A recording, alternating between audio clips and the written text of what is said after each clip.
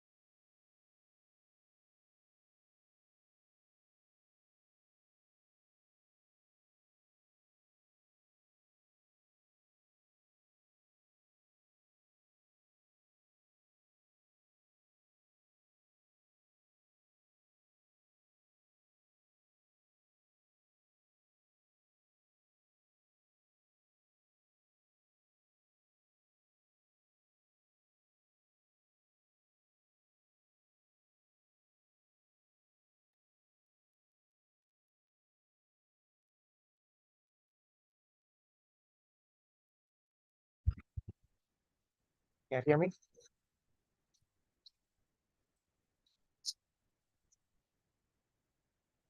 that better?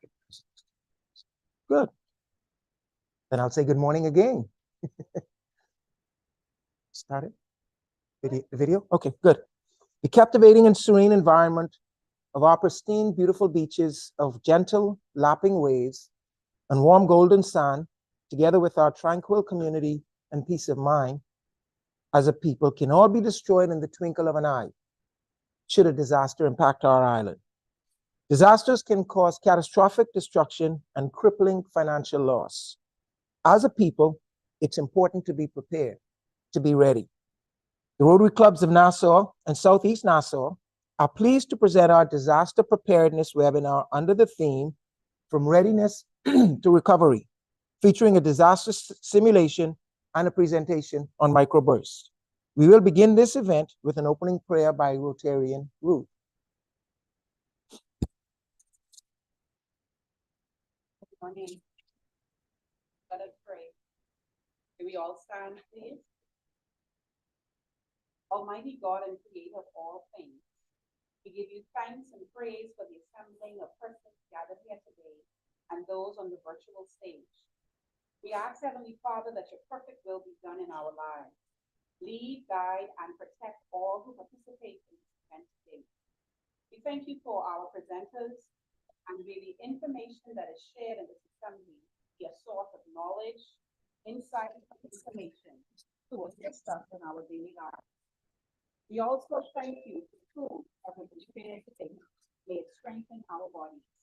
Heavenly Father, everything that is done today, help us to do it with love and for your glory. Guide our thoughts, words, and actions, and help us to be a source of kindness and encouragement to others. In Jesus' name, amen. Amen. Thank you, Rotarian Ruth from the Great Club of Southeast Nassau. We will now move into a welcome address by Rotarian Nikita, the Disaster Preparedness Chair for the Rotary Club of Nassau.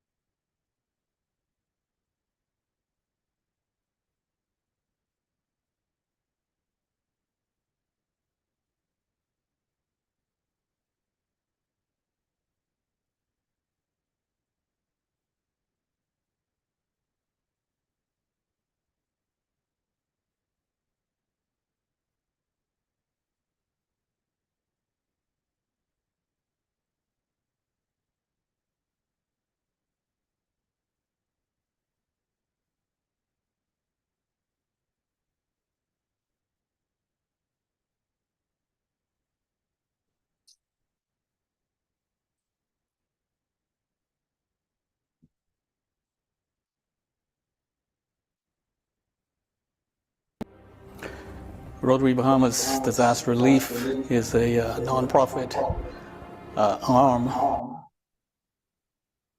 of Rotary Bahamas and through the wider scope of Rotary International.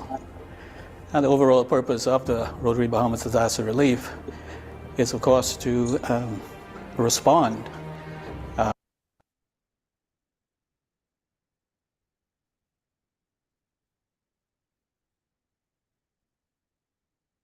to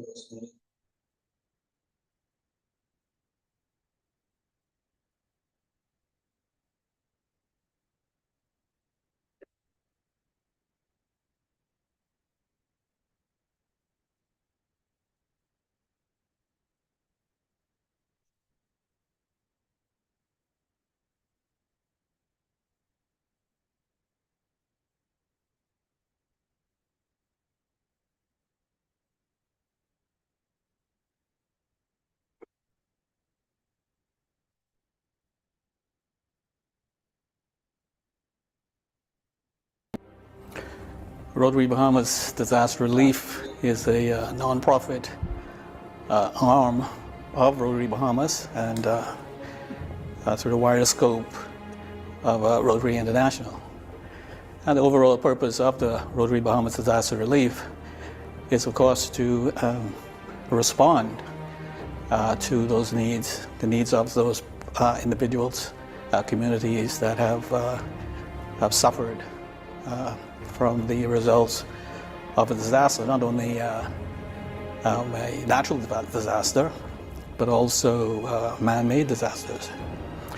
And so our overall objective, our mission, is actually deeply rooted in the vision of Rotary, and that is essentially together we see a world where people unite to create a lasting change, not only globally, but in local communities and in ourselves.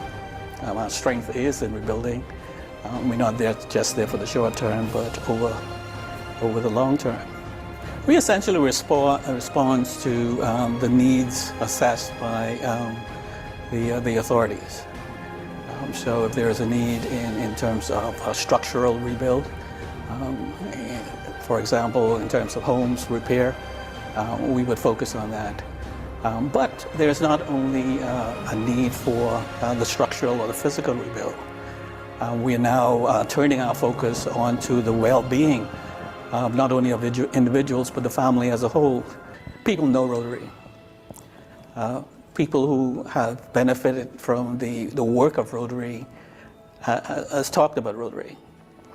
But Rotary's strength is through our partnerships and collaboration, not only with communities, but with other NGOs. The first thing that comes to mind is the only failing that a Rotarian has, and that is they're human.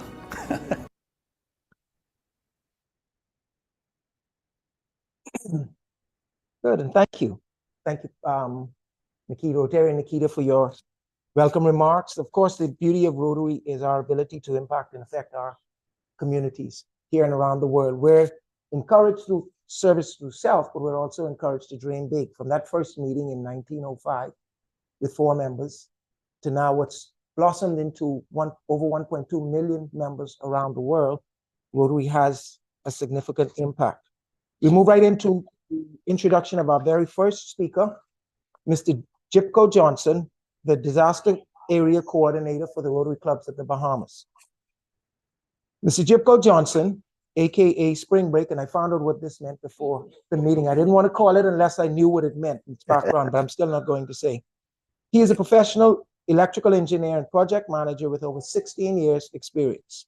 He's currently the project electrical engineer and construction manager for the U.S. Department of State, Bureau of Overseas Buildings Operations, assigned to the new embassy compound here in Nassau. Mr. Johnson is an avid junkaneur and serves as assistant director on the steering committee team for the Genesis Warhawk Junkanoo organization. He's a past president of the Rotary Club of New Providence, the Quest Society Level 2, Paul Harris Fellow Society, and a sustaining member. He currently serves as the District 7020 Disaster Area Coordinator for the Bahamas. Please join me in welcoming District 7020 Disaster Chair Area Coordinator, Jipko Johnson, to bring greetings on behalf of the Disaster Committee of the Rotary Clubs of the Bahamas. Mr. Johnson? Thank you, Lionel. Morning, everybody. Standing on the protocol that's already been established. I'm here, well, I was invited here to bring brief remarks, which is equivalent to about 12 slides in the PowerPoint presentation, as to my role and the role that Rotary clubs play in this disaster recovery cycle that goes from preparedness to recovery. So in the slide, the presentation today, we'll be speaking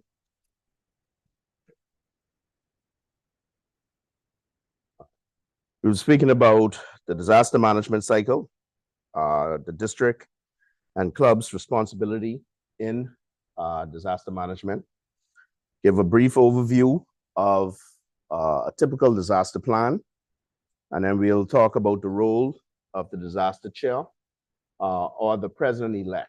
The reason why I said president-elect is because preparedness normally starts from the previous year, meaning when you have the elections and the president-elect comes in, they should be looking to update any disaster plans or any disaster strategies that the clubs have. And then we'll end the presentation.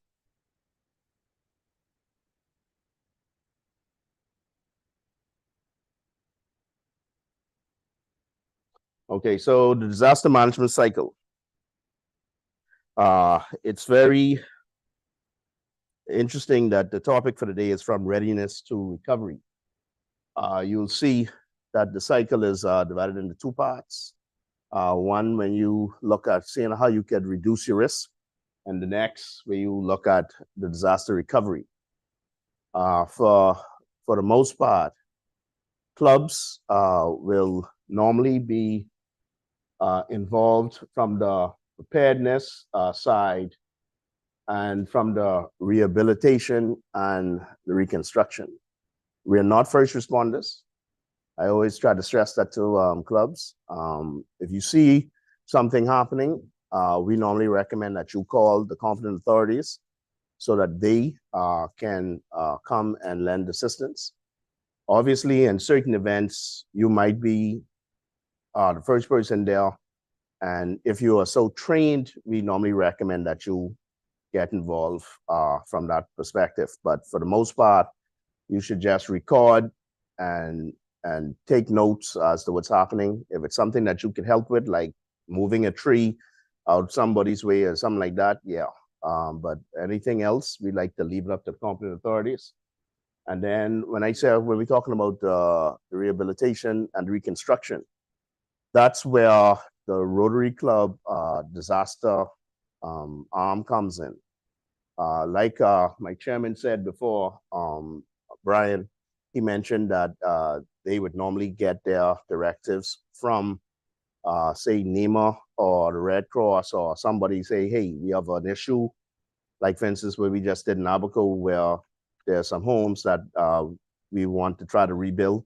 They would then get involved and strategize with our partners from other Rotary districts, Rotary International, to see how best we could help in that.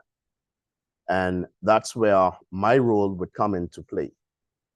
I would then try to coordinate with the Rotary clubs in the Bahamas to see how best we could assist the Rotary disaster with any initiatives that they have.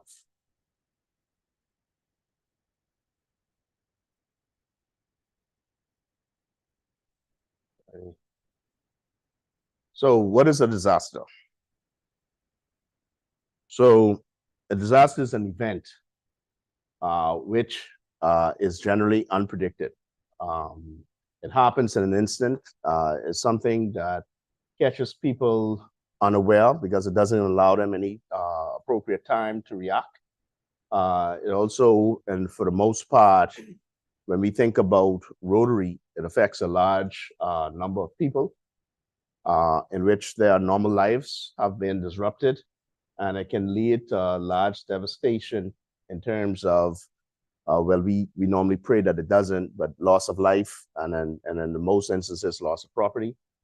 And then it leaves deep psycho, physiological, political, and economical after effects, which persists for a long time to come.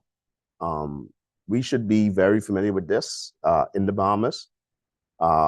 Most persons would have had people that would have been affected by Hurricane Dorian and others. So they would have known somebody that would have been either directly or indirectly affected. And we could see that years later, that they're still in a state where they still need assistance and they're still trying to rebuild their lives after that event.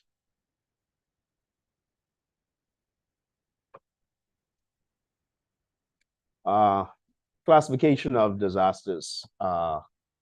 You have natural, man-made, human-induced. You have disasters that occurs in various forms. Like I said, some are predictable, unpredictable, and some are predictable. Some are annual and seasonal in the Bahamas and most Caribbean states. We have hurricanes. The hurricane season starts from June 30th, June 1st. Thank you. I trying to get to the end to November 30th. You know, we're in November, and they lead to meteorological, geological, economical, environmental. When you focus leading to a disaster, these areas normally you hear from them. Like we'll be hearing from NEMA and other competent authorities as to the disaster preparedness and whatever plans that they might have in place.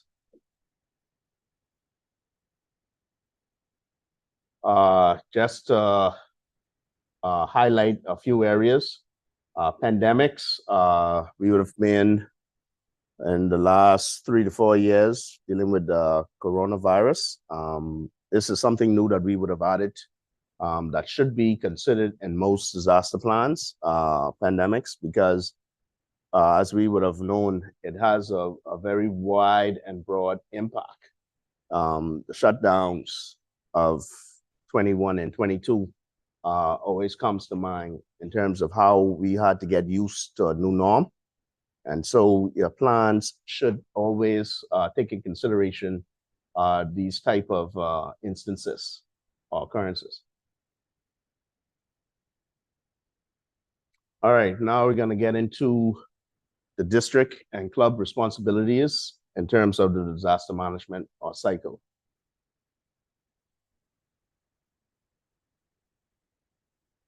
So what the Rotary District 70-20 disaster plan will do.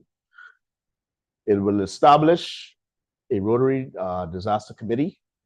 If you look on the flyer, you will see Derek Haynes. He is the current disaster chair for Rotary District 70-20. So he would head that committee, and they would be responsible for coordinating disaster preparedness and response, both within and outside the district. They would provide a plan to assist Rotary Club members plan and prepare for that mitigation and survival and recovery. That's where me as a disaster area coordinator would come into play. They would also provide disaster preparedness and response training to Rotary Club disaster chairs. They provide a central clearinghouse for in-kind materials. Like I said before, we have partners and stakeholders who, when a disaster happens, they reach out to us and they always ask the question, how can we help? So a lot of this aid normally comes from the international community. And so there's normally a central area that we always like to set up for them to send this aid through. And for the most part, especially with the Caribbean countries, this would be through the disaster chair for the district. For the Bahamas, obviously, it would be through the Rotary Bahamas. And then they would receive requests for in-kind disaster relief materials from clubs. This here is an interesting point. Normally, we always tell clubs, look to your club first before you go out into your communities to assist. Because when you go out into the community, you want to be in a team. But if your team members are dealing with a disaster themselves, they wouldn't be able to lend an assistance. So we always try to tell people before you look for a project or an instance as to how you can help, let's make sure that the health and well-being of your club has been taken care of first, so that when they get out there, their minds can be focused on the task at hand.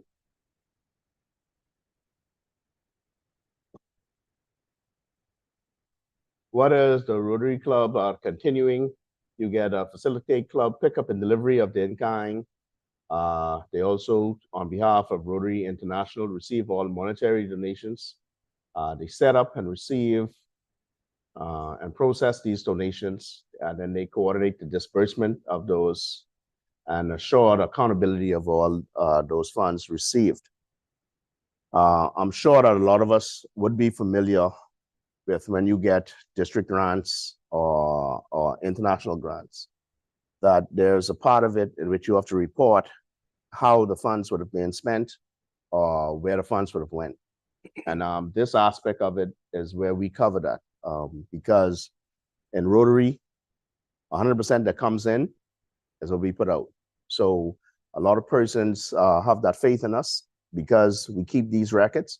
And at any time, if anybody asks us, hey, I sent you $100, where did that go? We can literally pull up records to show them exactly where we spent those funds.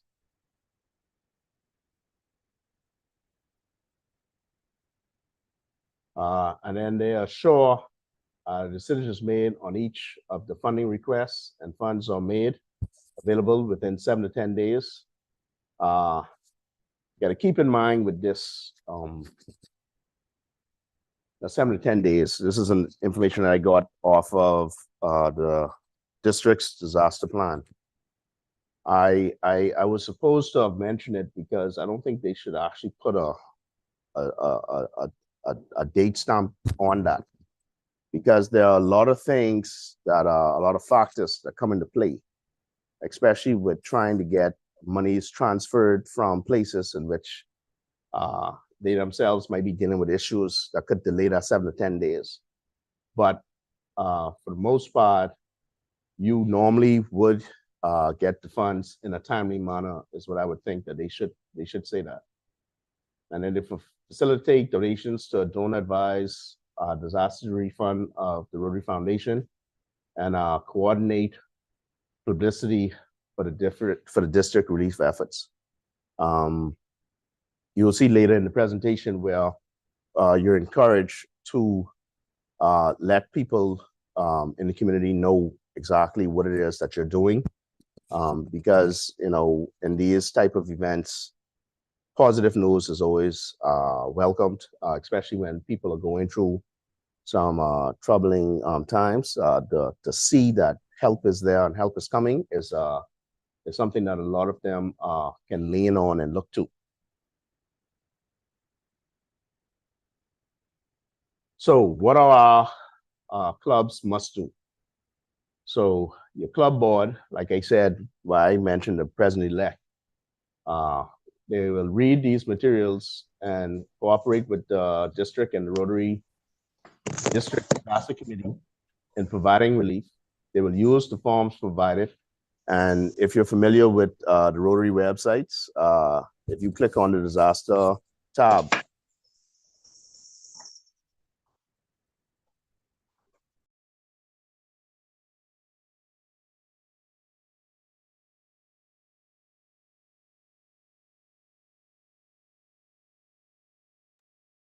normally our communique normally goes out when a disaster happens daily, telling them how the country is doing, how the clubs themselves are doing if a disaster would have happened.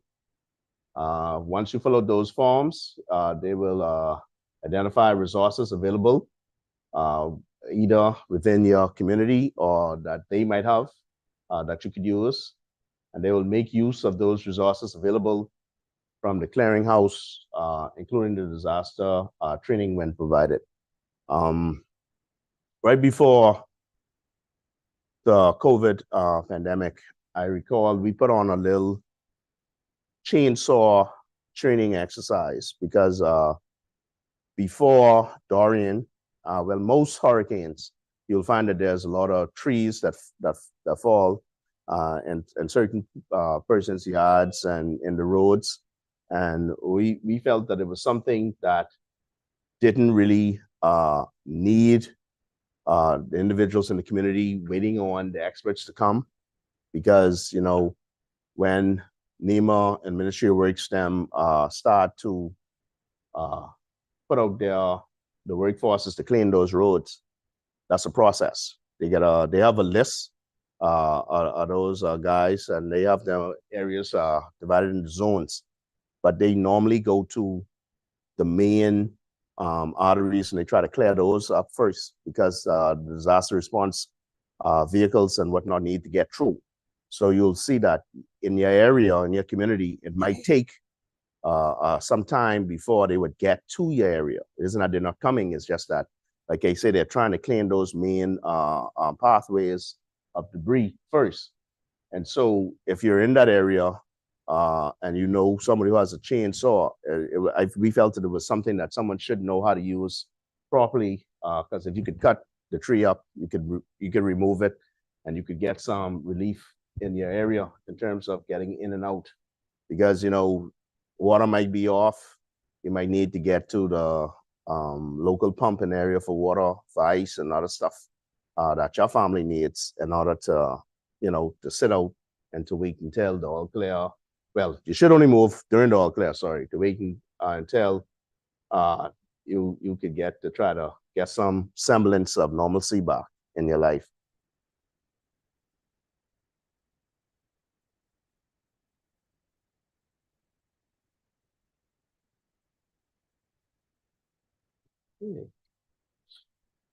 All right. So what our clubs need to do, they need to establish a Rotary Club disaster committee. They need to set up under the community service. You need to appoint a chairperson and have at least 4 other community members. And then once you would have had that, normally, like I said before, you should communicate that information to the district, and so that they have a point of contact, so they know who to call, so they could say, all right, President Chantel, how's your club doing? And she would be able to then reach out to her disaster chair and get that information.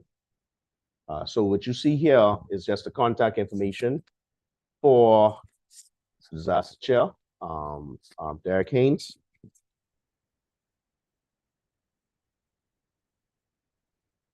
That would be my contact information. And then you would see the contact information for the District Haiti Preparedness Disaster Chair.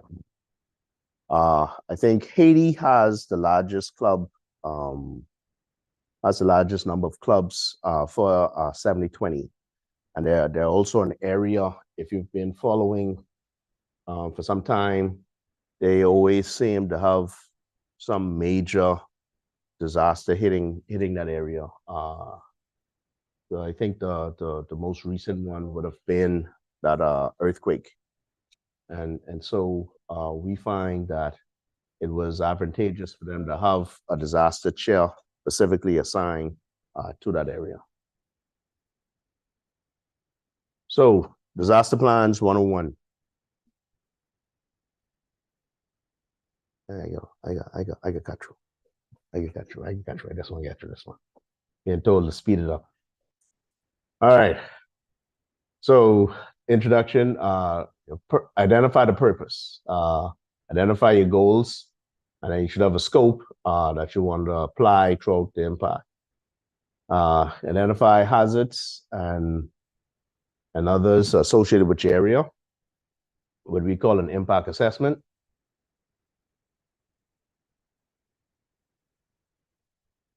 And then there's also checklists that you should have, your supply kit, the membership call down list. Like I said, if you reach out to your president, you'd be able to call chair. And normally you would have 1 or 2 people assigned to call members to find out how they're doing. And then list of essentials, community emergency and relief organizations for the area. Just list a few: Red Cross, Salvation Army, shelters. And then might be some others in the area where you reside. And so we have some essential areas of responsibility. Obviously the club president, then the disaster chair, and then any other key roles. And so when you look at those and the responsibilities of essential positions, you see that the disaster chair would provide weather notifications, and the club president would be the person, he or she would then be the one who would activate the disaster call down and activate the plan on the advice of the disaster chair.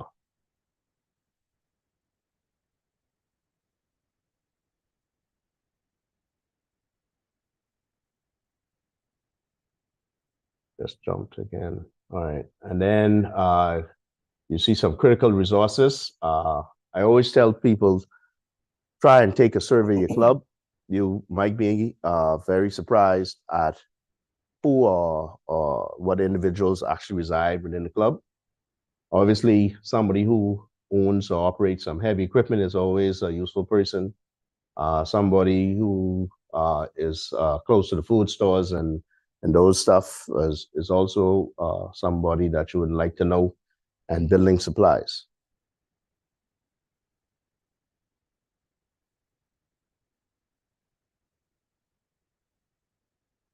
All right, the role in a disaster, as a disaster chair or president-elect, identify once again your disaster chairs, and then you have to start working on this plan. We normally recommend that by July 1, the plan should be updated to reflect your new year, and then that plan should be submitted.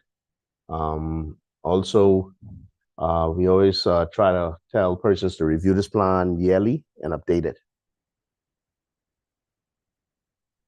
And then if your club doesn't have a plan, we always try to recommend that you try and start one and then submit that plan no later than August 31st of the year. And like I said, show it off. All right, that's it. Thank you, Area Coordinator Johnson. We do want to make this interactive, so we would afford an opportunity for 2 or 3 questions. If there are persons that are online, please feel free to type your questions in the chat. We have someone monitoring that to make sure that we can get those questions asked. But if we have any questions for Area Coordinator Johnson? It might be tired of hearing my voice. None here in the room? Is there anything online? Is it? Nothing? Good. Okay, well, thank you, Mr. Johnson. That's very tired amount. Thank you very much. I've also been instructed to make sure that we keep this bicycle cycling along very well. So to introduce our second presenter, we're going to ask past President Raquel Wallace, the Rotary Club of Nassau, to come forward and introduce Captain. Yeah. Captain.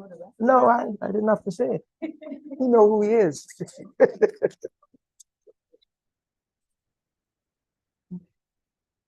Good morning. Our second speaker today is Captain Stephen, very long name, Marcellus Russell. He was born in Nassau, New Providence, received his early education at Palmdale Primary, D.W. Davis, and is a graduate of R.M. Bailey Senior High School. Captain Russell began his career in the Royal Bahamas Defense Force and entered the Royal Naval College as a midshipman in April of 1981. On completion of his basic military training, he served as a navigating officer, executive officer, and commanding officer of various small crafts. He received his commission as a sub-lieutenant in September of 1985. His most recent appointment at sea was as commanding officer of Her Majesty's, I'm not going to try and remember it, HMBS Bahamas flagship of the Royal Bahamas Defense Force, May 2002 to November 2006. Captain Russell has served in various ashore appointments, which include training officer, sports officer, assistant squadron commanding officer, quadrant commanding officer, and acting commanding officer, HMBS Coral Harbor, commanding officer, commando squadron, and chief staff officer, basically every role. He also served as logistics officer and deputy coordinator of the Bahamas National Disaster Organization. He represented the Bahamas as a member of the board of directors of the Caribbean Disaster Emergency Response Agency, CDERA, during the period of 1995 to 2008, and as a member of the now Caribbean Disaster Emergency Management Agency, CDEMA, Technical Advisory Committee during the period 2009 to present. He also served as the force's representative to the Bahamas National Drug Council. Captain Russell completed a series of professional development courses during his career. They include a patrol craft captain's course at the U.S. Naval Technical Training School in Panama, and a crew captain's course at the Canadian Coast Guard College, Sydney, Nova Scotia. In June of 1992, he graduated with a distinction from the U.S. Naval Staff College, Newport, Rhode Island. In April of 1997, he completed an international defense management course at the U.S. Naval Postgraduate School, Monterey, California. In November of the following year, he completed a peacekeeping course at the U.S. Naval Justice School in Newport, Rhode Island, basically a lifelong learner.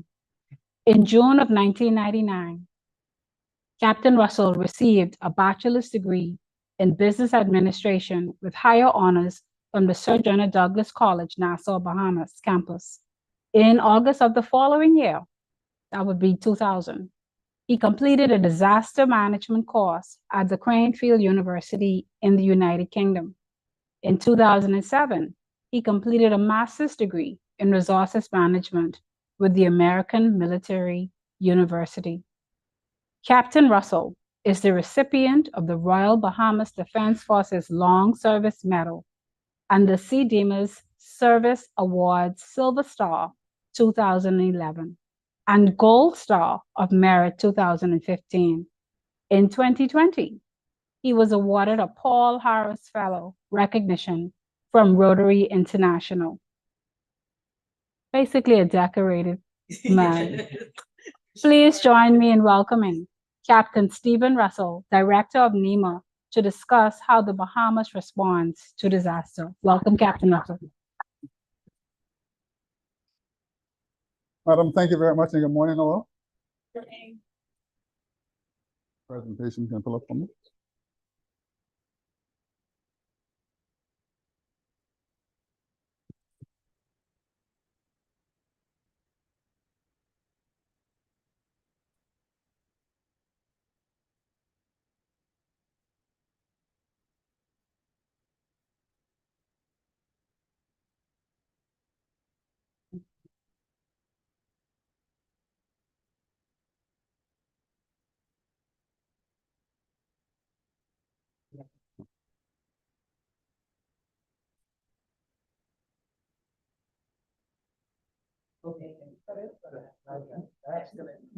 Okay, well, again, good morning all. Again, I'm should get where I can see what I'm reading to a certain extent. Well, again, bringing greetings on behalf of our minister, Miles Rhoda, who is out of the office of the Prime Minister. The Minister of State, he has oversight for the disaster management mechanism in the Bahamas. even though he's in the office of the Prime Minister, and got some additional tasks now with social services. But he has oversight for the Ministry of Disaster Risk Management. That's what we call it now, which is attached to the office of the Prime Minister. And he has a team that his main office is in Dockendale House just off the Esplanade. That's where he operates from.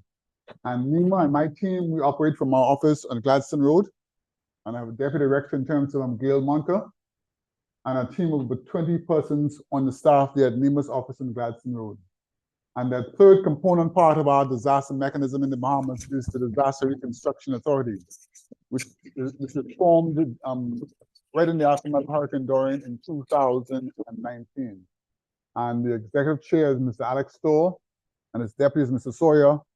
And we have Aaron Sargent, who's the managing director of the authority. And we also have a board of directors that has oversight for the operations of the authority.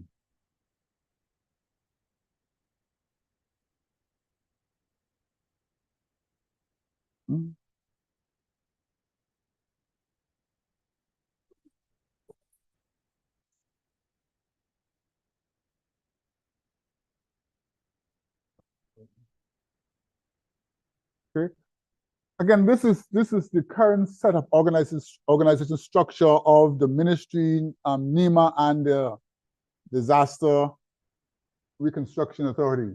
Like I said, it came into being definitely after Hurricane Dorian.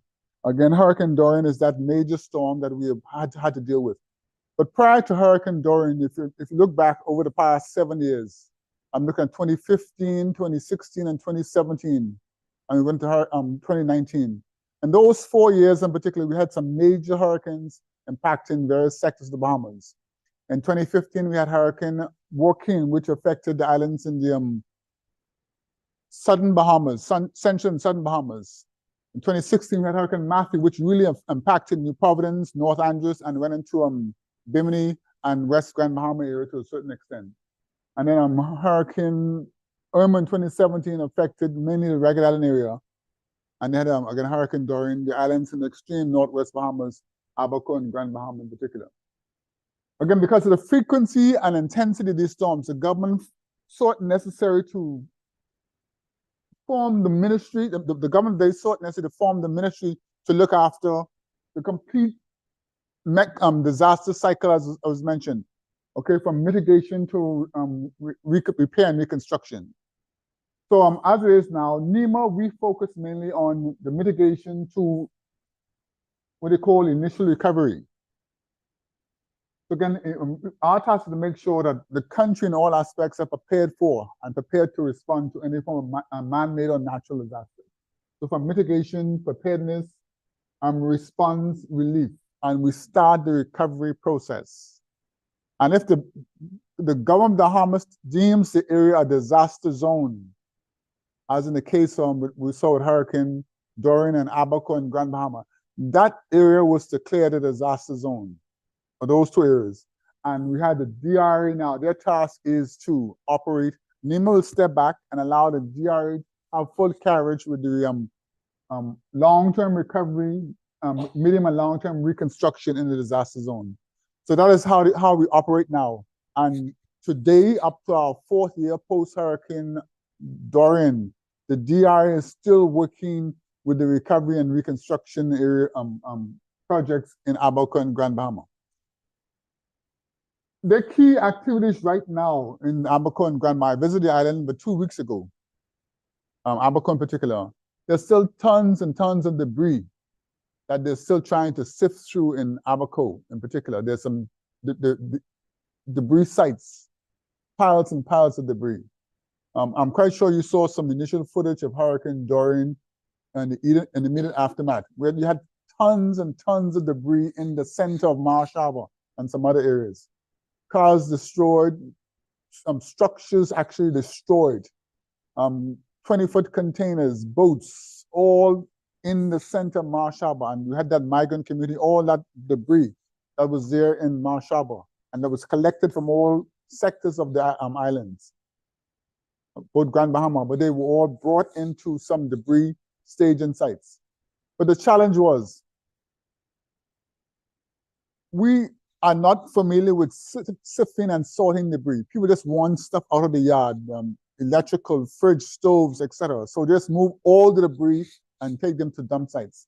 Now the task is 4 years later, people are physically on the ground, sifting through, pulling metal from bush, wood, lumber, etc., and trying to sift those things so we can see how to best deal with them. So again, 4 years later, people are physically on the ground at the debris sites in Treasure Key and in other areas of Abaco, just sifting through the piles and trying to burn trash as they go. But this is the structure that we're working with at this time. The ministry and the minister and his permanent secretary and his head staff, his core staff at the head office. Nima and my team, we do, like I said, the initial part of the activities, and the DRA, they are pushing on with repairs and reconstruction and watching the recovery or restoration in the disaster zone, making sure water systems are coming back on as they should. Power systems are coming on as they should, okay? And making sure government facilities are being repaired or reconstructed as necessary so that normal operations can continue. As we speak now, quite a bit of government employees are still in trailers, mobile homes around the government complex in Abaco in particular because of the lack of adequate housing in the area. It takes some time to build some homes, so a person just have no idea to rebuild, okay? So there's still a challenge of persons, government employees, who may have came in from New Providence or elsewhere into work in Abaco, finding suitable living accommodations. So they're still in mobile trailers in some areas in Abaco. This is Nema's office on Gladstone Road, just south of Aquinas College, number 114, number 114. That's the address of just south of Aquinas College on Gladstone Road. This is our basic operations center on the inside, where we would activate for any form of man-made and natural disasters, which triggers bringing key agency members together to respond to an emergency. This is setup. We normally had more like a classroom type setup, but this is our configuration as we were going through the pandemic period. When we assisted during the pandemic period, we had to provide some additional spacing in the operation center. Can we dim the light a bit? Would that help?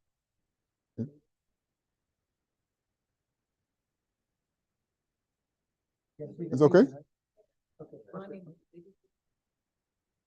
All right, no, that's fine, okay, all right.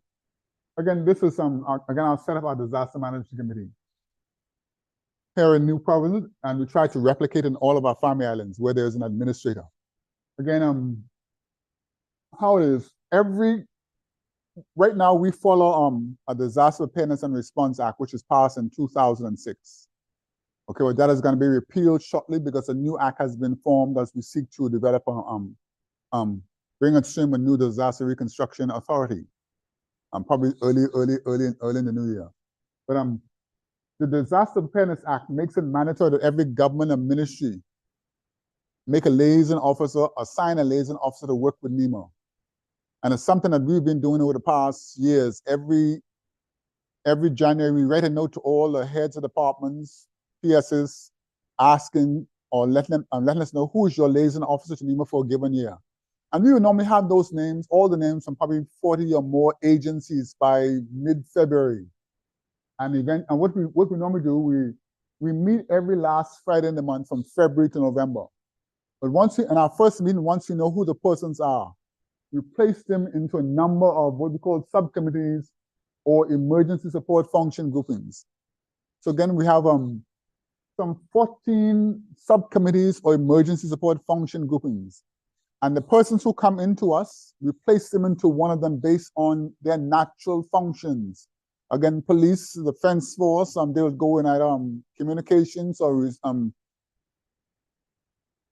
search and rescue, etc., or transport based on their natural functions in society. Social services, we'll put them in the area that deals with shelters and relief supply distributions. Red Cross, Salvation Army, again, we put them into certain areas. Baja, likewise, we put them with our search and rescue efforts. But we place persons into one of 14 emergency support functions or groupings based on their natural functions. And there's also a lead agency and a number of support agencies to help them in their respective communities. In the Family Islands, the Disaster Preparedness Act calls for disaster consultative committees. Every Family Island district where there is an administrator, it is he or her task to bring the key government heads of department and other agencies together to form the local committees in their respective jurisdictions. You have Abaco, Grand Bahama, and Eleuthera with 3 or 4 districts. So we expect, even though there may be a senior administrator, his task is also to make sure that Western Grand Bahama and Eastern Grand Bahama has a core team, a disaster team in their respective islands or the districts. Because sometimes some islands can be cut off because of flood, etc. But teams must be able to, let's say West Grand Bahama, the teams in West Grand Bahama must be able to function in their area, or in East Grand Bahama, or in the case of Eleuthera, South Eleuthera, or North Eleuthera, or Central Eleuthera, okay? So wherever there are 2 or 3 administrators in an island, the larger ones, they're responsible for making sure they have their core disaster teams in place in the island. Again, actually they follow the same concept as we do here in New Providence with the 14 subcommittees.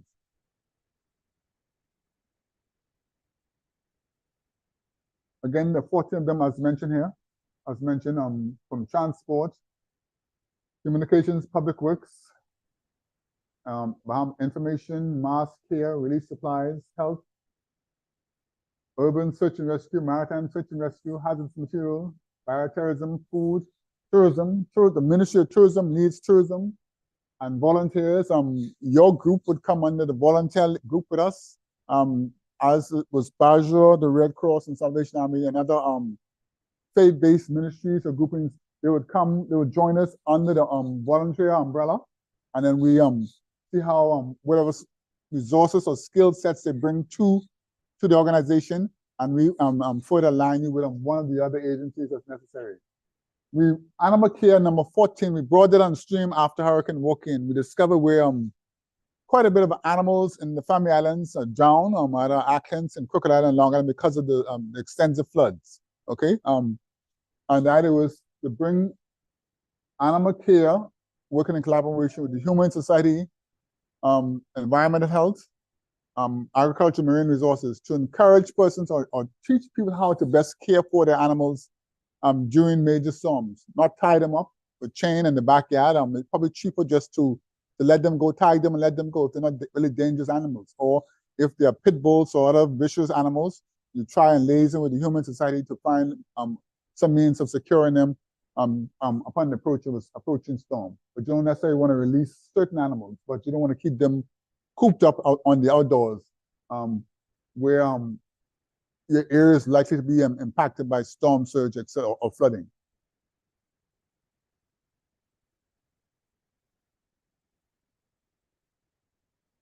Again, the key thing about the 14 committees, and like I showed you a picture of NEMA's Operation Center, when we partially activate or fully activate based on a pending event, we have representatives from the 4 subcommittees in that one space. 14 representatives from the 14 subcommittees.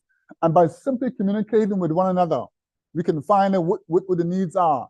And one of the 14 is the task with supporting one another and achieving an objective in a community. But having all the players sitting down together, it helps us tremendously. And we can either liaise with any of the Family Islands likely to be impacted by simply we have a representative from Family Island Administrators Office in our office, and they're liaising with the officers or the Family Island administrators in the respective islands accordingly. But that is our nerve center, the hub where all of our information comes in. We produce situation reports. We're able to advise our superiors, the government, in terms of the immediate needs of areas that have been impacted and how we can best prioritize channeling resources as necessary to those impacted areas.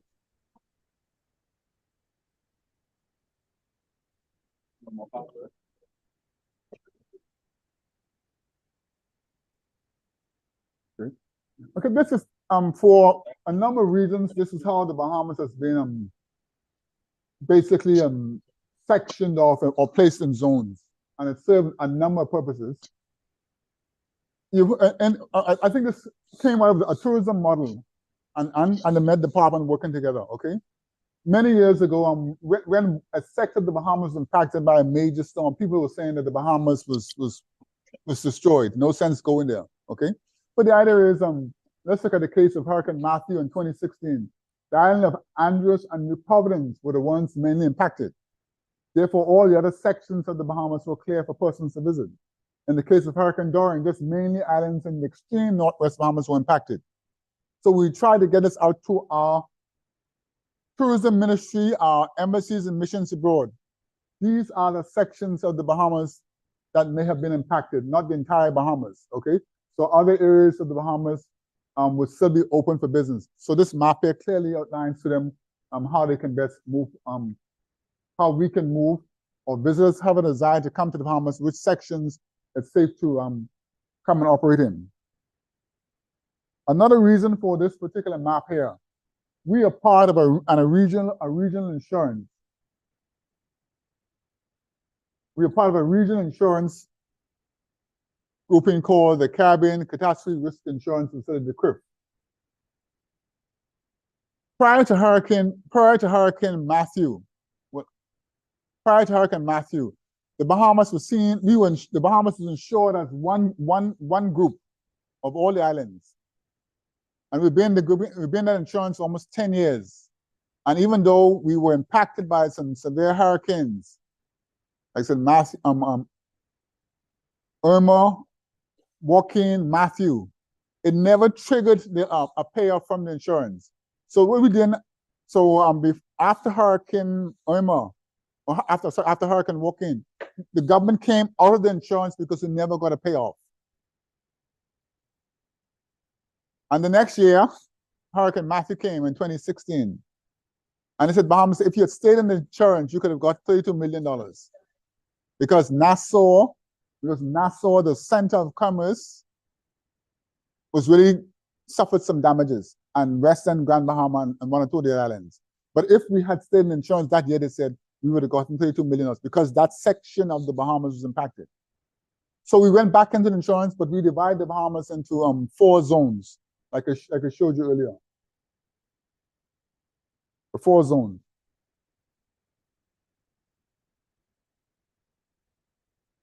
So what we've done now, we have 7 policies for the Bahamas. 3 for excessive rainfall. No, so 4 for tropical, 4 for excessive rainfall, and 3 for tropical cyclones. So this configuration is now for excessive rainfall. So if we have a major storm or have a storm that produces quite a bit of rain, and it triggers the threshold in any one of those sections there, we can get a payout for excessive rainfall.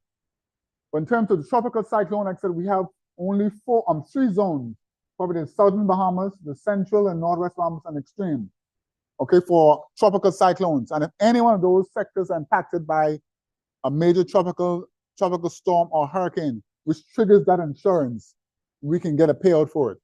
In the aftermath of Hurricane Dorian, because the extreme northwest was impacted, because the extreme northwestern Bahamas was impacted. Okay, but we got a payout for tropical rain, tropical storm as well as excessive rainfall. We got a payment of $13.8 million within 10 days from the regional insurance grouping, just because that sector of the just the extreme northwest Bahamas was impacted by that particular storm. Okay, so we're still in the policy now. We renewed it in May of this year, and goes probably for a full year, but it covers throughout the hurricane season, again for excessive rainfall or tropical cyclones.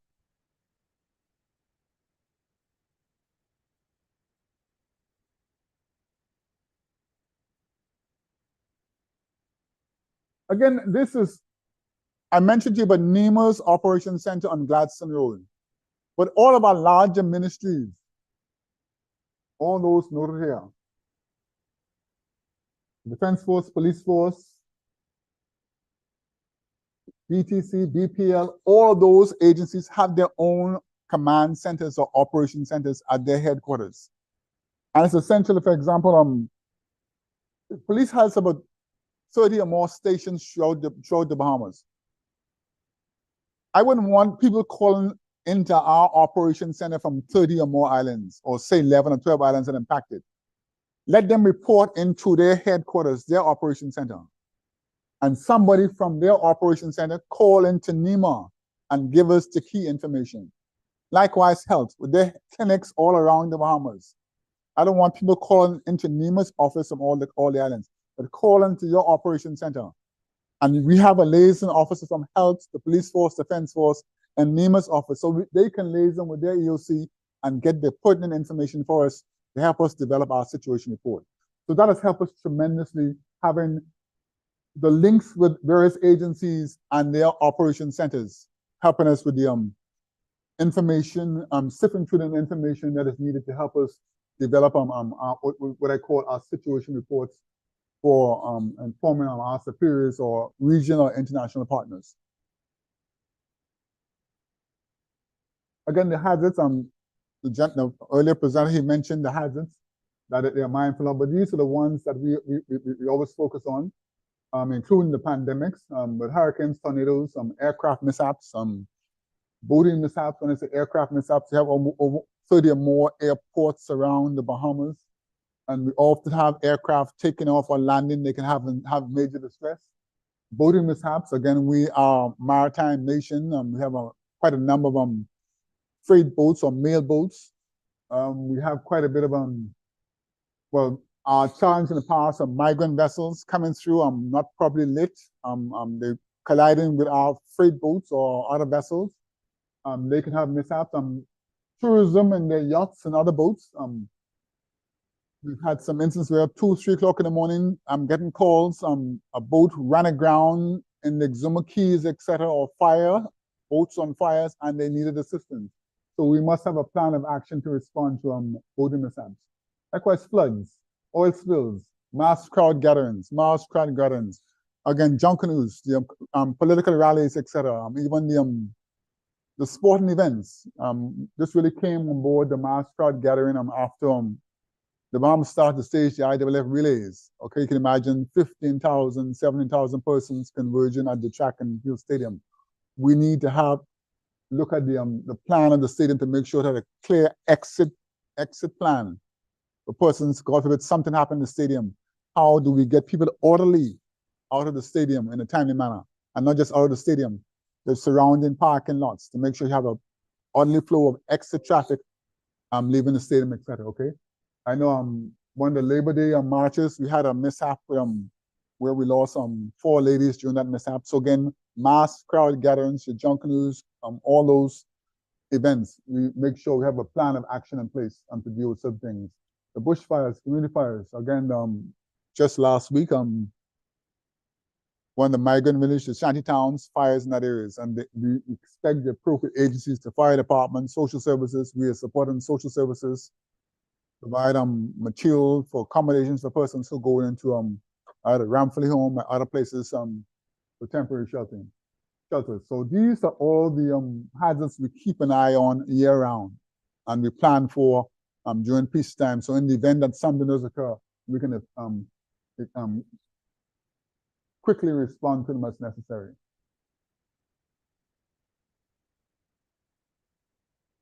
Again, I call this Hurricane Dorian was what we now refer to as our baseline storm here in the Bahamas, because of the size, the nature of that particular storm. So all of our assessments, all of our work plans, all of our activities from here on will be with that particular storm in mind. Our planning, our evacuations, etc., our sheltering programs, our feeding programs, all will be considered with that in mind. And we had some help from a number of persons. SEDEMA, that's the Caribbean Disaster Emergency Management Agency. We are the Bahamas is a part of that grouping. Before the hurricane came, they sent technical teams from their headquarters in Barbados to work in NEMA's Operations Center. The IDB doing extensive work. The Pacific Disaster Center, that's our team down in partners down in Hawaii. They've done a comprehensive disaster preparedness baseline assessment of the Bahamas. We know the status, the conditions, the coping capacity of all of our islands in the Bahamas.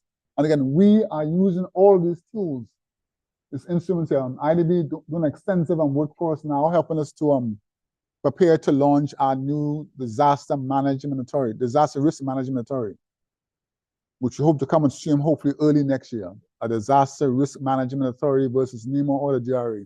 We all merging as one. That is the intended plan, okay?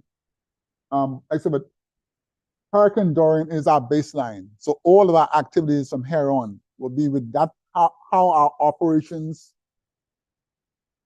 went during Hurricane Dorian and how looking at the gaps and challenges and moving forward from there to strengthen our disaster preparedness and response mechanisms moving forward.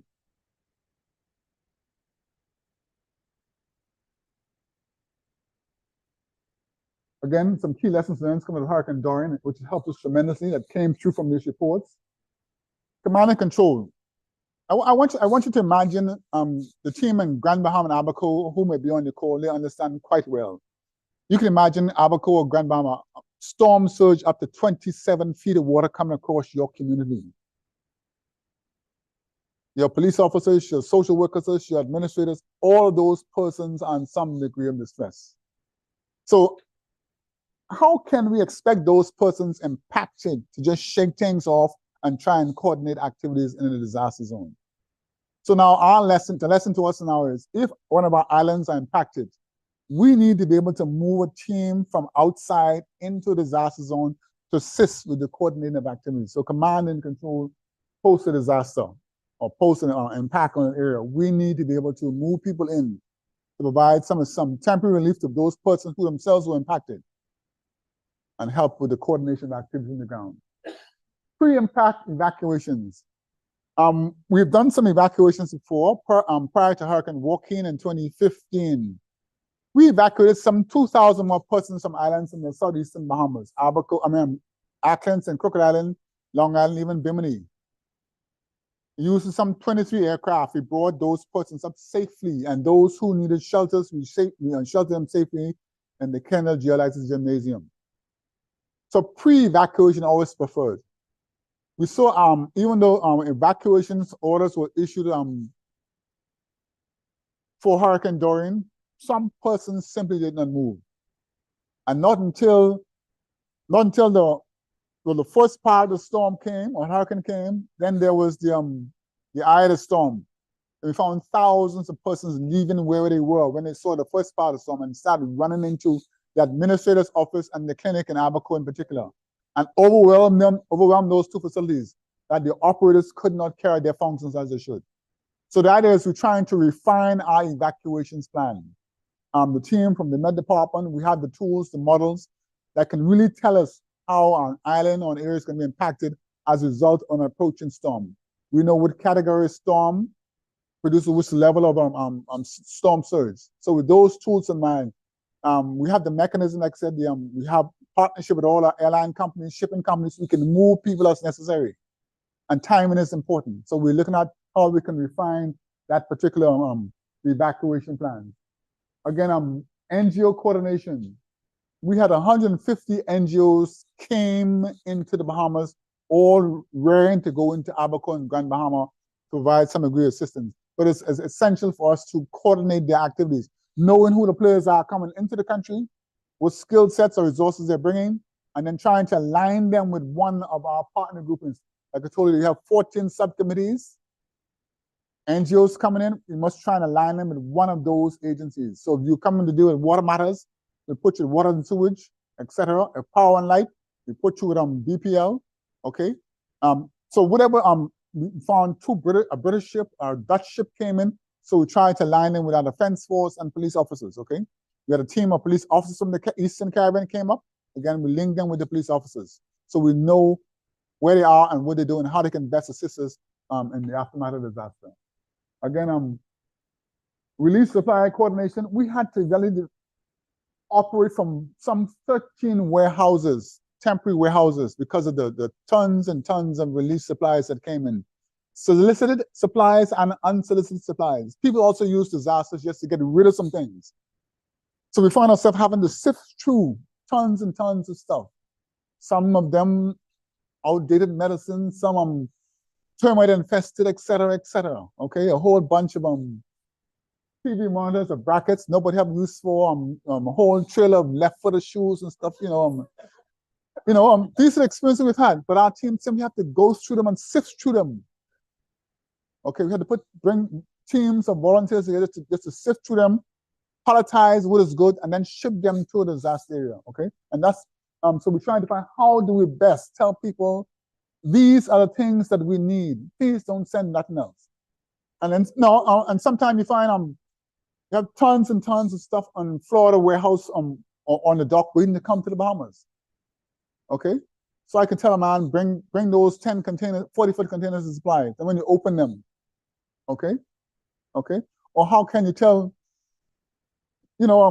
that means you're almost employing another team just to be on the Florida side, just to sift through some stuff. But then if you don't take this stuff, what happens? You're accumulating charges by just having goods in somebody's warehouse on the other side. So we're really trying to see how we can best let potential donors, these are what we need. If you give us other than what we need, it's going to cause a challenge for us somewhere along the line. So we're trying to again to refine our program for relief supplies coordination. And we've had a series of meetings. Our team has done some meetings with we're working with foreign affairs, social services, customs and immigration, et cetera, to help us ease the bottleneck and getting supplies and having certain things processed. I went to medical evacuation, search and rescue. Again, Hurricane Dorian, again a major eye opener. In terms of the order priority, a major hurricane like Hurricane Dorian, search and rescue was our priority. The airports are down, so we only can rely on our Coast Guard partners with the helicopters. They can probably find a good clear path and land on helicopter and deal with medical evacuations. They brought them out of Grand Bahama or Abaco and took them into either brought them here to New Providence or elsewhere. Okay. At one point in time, we had to pause all flights going around on trying to get into Abaco, Grand Bahama. Over 1,000 flights were trying to get in at some point in time. So we had to bring teams from Civil Aviation Department and brought them into NEMA's office. And we only give them approval to go into the area based on what they were taking or into an area. And we gave the Coast Guard priority to bring those medical evacuation cases out of Grand Bahama, give them priority. Then eventually we had to move on to search and recovery. Okay, because at some point in time, we simply, we know bodies were trapped under debris, the piles of debris that were in marshal or collapsed homes. So we had to bring in a team of cadaver dogs out of Canada, et cetera, to help us with the recovery, search for deceased persons in the area, okay? Sheltering a major person. Again, imagine in the mud, Pigeon P, Center Marshall, thousands of persons are homeless. Government employees, their homes destroyed, rental properties, people in distress, and we had to find means of sheltering. That's why we had almost 7,000 persons evacuated from Abaco, the New Providence, Canada, Florida, Eleuthera, Andros, etc. Just trying to get out of that disaster zone because conditions were deteriorating rapidly. All the infrastructure is gone, and health conditions were deteriorating as well. Okay, so these are all things, lessons that we learned. Relief supply distribution and debris management. I spoke to you about the debris management 4 years later. We're still sifting through debris in Abaco in particular. Okay. So these are lessons, like I said, based on the assessments done by a number of our regional and international organizations, as well as just sit down and reflecting. These are some key lessons. So we are using these past experiences to help us further plan as we go into the future. So in terms of preparedness, once we're able to really home in on those areas, those lessons learned, it put us in a better position of preparedness moving forward. This is an example of We have some 147 shelters throughout the Bahamas. This is a donation from one of our donors, the United States Northern Command, one of the U.S. military groupings. A number of our shelters were in need of generators. So we started the process. I got the first 28 early this year. And we've sent 20 generators into 7 islands to be installed in 28 of our shelters. So this is an ongoing process. I'm still trying to seek out funding. When I first met Chantel Nesbitt, I planned an appeal with her to see how she could tap into this wonderful 1.8 million rotaries from around the world. The citizens of this program. I know the tremendous work. I know the tremendous work the Rotary did in Sweetens Key, those fabulous homes that they built after Hurricane Dorian. Some wonderful homes they built in Sweetens Key. So again, and I know of the water program that you have in Grand Bahama, a wonderful water program. I'm trying to continue to see how we can replicate that in other areas of the Bahamas. Again, helping us preparing our communities for what may come in the future. I hope I have a few more. Again, I tell you again, our partners, U.S. Northern Command, this is a part of the $3.4 million gift package we got after Hurricane Dorian. The top left is our sheltering, what we call our sheltering program. We have some 40 of those tents, 40 10-man tents. You can accommodate some. We can go into the disaster community and set up 40 tents that can accommodate some 400 persons in total. Also, we have to the bottom left is a field kitchen. Bottom left and top right, that's a field kitchen. And we have some six of these 20-foot trailers here. Those are bathroom, showers, and toilets. So we can take them into a disaster zone. The tents to the top left, they are air conditioned, come with generators to keep them, provide light and power and air conditioning for them. So we can go into the disaster zone and allow teams to function. Like I said, Abaco, thousands came out. And there was a struggle, a challenge for finding accommodations, even for government employees. But with a major disaster, I can put this batch of stuff on the Defense Force vessel and get into the disaster zone. Once you can clear an area where there's a basketball court, we can quickly set up these 40 tents. Tents with cots, etc., and we can have temporary accommodation for at least 400 persons that are local workers or residents of the communities. So we can start the recovery process. Again, like I said, the challenge now, because everybody came out. We had some delay in trying to find accommodations to get people back into the area to start clearing debris and start the recovery process. So this is something we have in our inventory moving forward. Warehousing, we have 3 warehouses and 4 warehouses. We have a warehouse in Bay Inagua, 1 in Grand Bahama, and we have 2 in New Providence. These also were built by our partners, the United States Northern Command, Military Command, roughly $1.8 million, and they provide the equipment for us as well. This is the one I think well, the one is in New Providence, Grand Bahama. The one to the bottom right is New Providence. That's probably the same model in Grand Bahama and Brady Nago. We have those warehouses there just to service areas, sectors of the Bahamas as necessary to reduce the timeline and getting supplies to them. This all came out of when I was a boat captain several years ago. When hurricanes approaching, the Defense Force vessels we held to sea. And one year it took us around Cuba and come back. We came through Cuba and Haiti. And our first port of call was in Argo. But I had to come all the way back to Nassau to get supplies before I can go to the disaster area. But having the warehouses in those zones, the aim is to help us reduce the timeline in getting supplies to a disaster and stricken area. Again, some equipment I just got this year. Again, to further our logistics program to the U.S. Northern Command again, that's another $700,000 worth of equipment, the trucks and the 2 forklifts to support our logistics, our warehousing program, and transport basically. I just got some other stuff just this week, some septic truck and some water truck. In our communities, we try to, if you know the makeup of the family island communities in particular, it's small communities. If you look at the Arklands, for example, You have Salina Point to the very extreme southern end of Acklands. They probably have a community of over 250 persons. Then you have some other areas Acklands or Crookland, smaller clusters. But what we've been trying to do in all of our family island communities, develop a small, what we call emergency response team, 12 to 18 persons, young adults, teenagers, young adults, who can assist in times of disasters in their communities or help prepare their communities for a pending disaster. Over the basic skills, they can provide some basic life-saving operations or activities until the specialists or the key agencies arrive, whether it's your police or medical team arrive on the scene. But we try to make sure that the young persons having some skills. The challenge is our family islands. How look for time? Another half an hour? Well over time. Well Another half hour.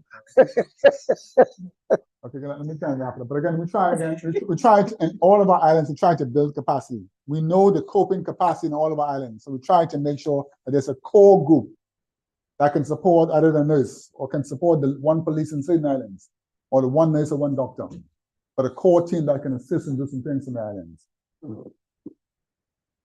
Again, a part of the funding from the U.S. government, we have a rescue boats in all of our islands. So we're studying what's been occurring in a number of islands.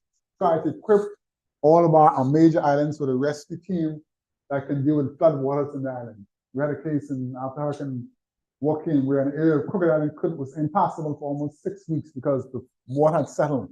Surge water from the storm came inland and there was nowhere for it to go because there were ponds on both sides. Until we sent a truck with a well that can dig some wells, and dug 4 wells, and that's how the water was able to receive.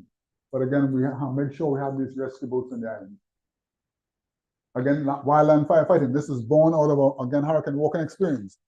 After a major hurricane, as the bush began to get dry, you have fires popping up. One year I saw the police had to put a fire truck on the defense force boat to go to Crooked Island. 76-hour mission. So we have now been developing teams in all of the islands with the basic firefighting apparatus. If you see a bushfire, let's extinguish it before it gets out of control. That is the proposed plan moving forward. And we have about 7 to 10 of these teams in various islands throughout the Bahamas at this time, particularly our family islands, where there's scarce resources.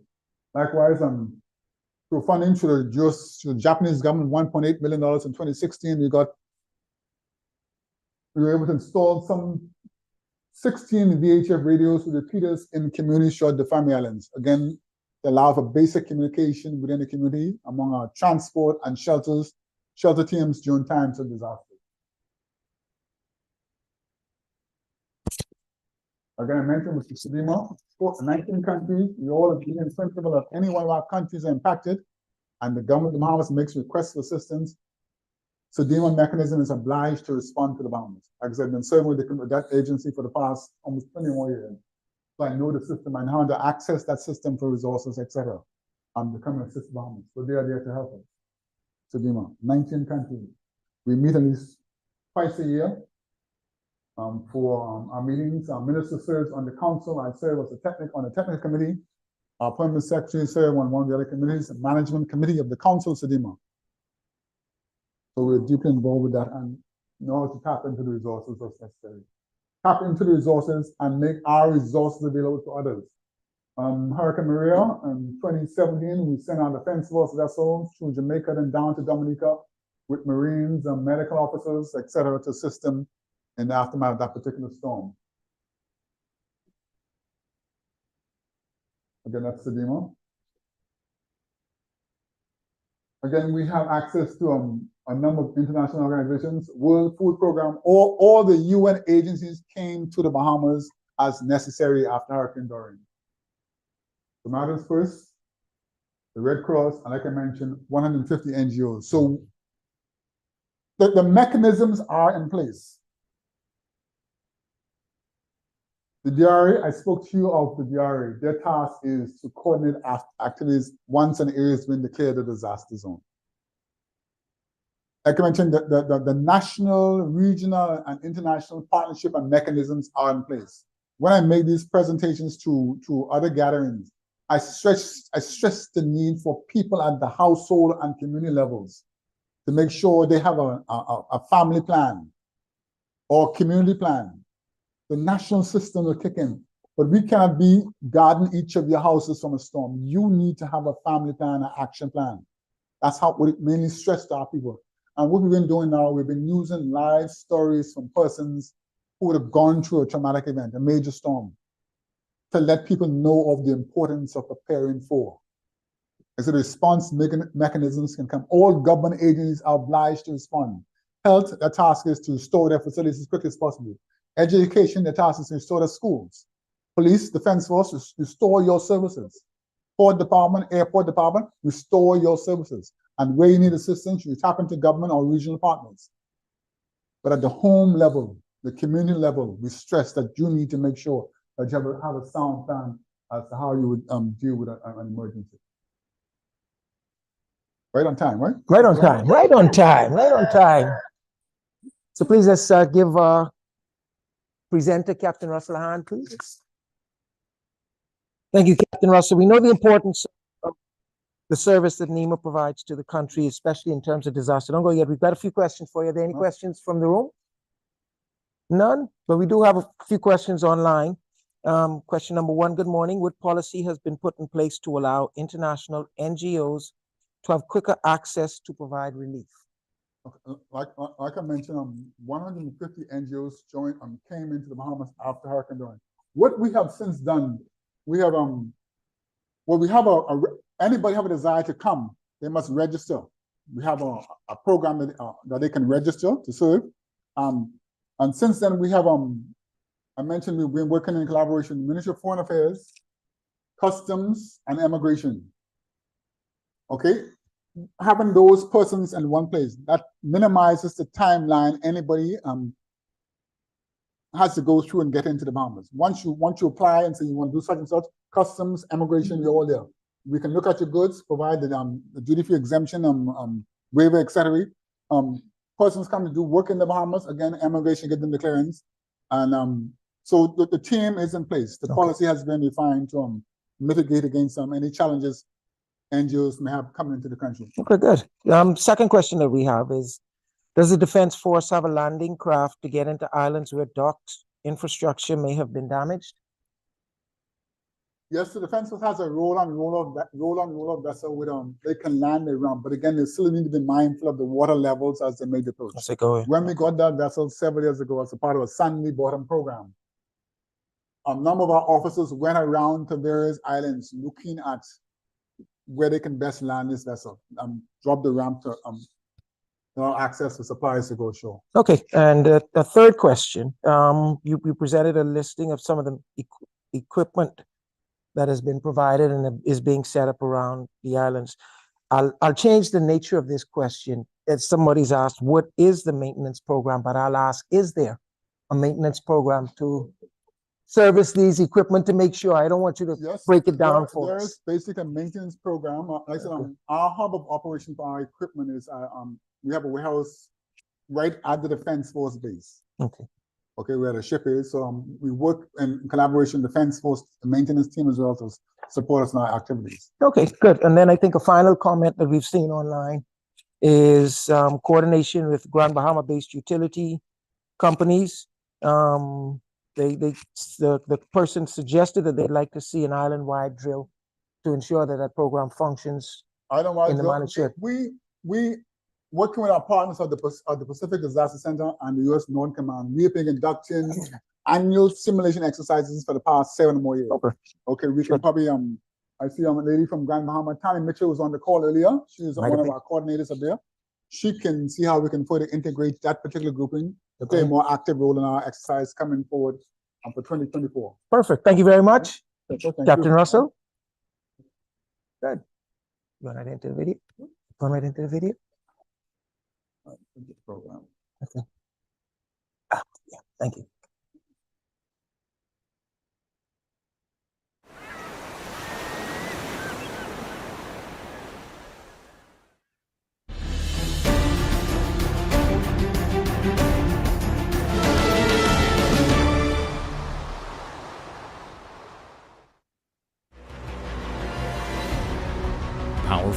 winds aren't the only deadly force during a hurricane. The greatest threat to life actually comes from the water in the form of storm surge. Storm surge is water from the ocean that is pushed toward the shore by the force of the winds swirling around the hurricane. This advancing surge combines with the normal tides and can increase the water level by 30 feet or more. Storm surge combined with waves can cause extensive damage.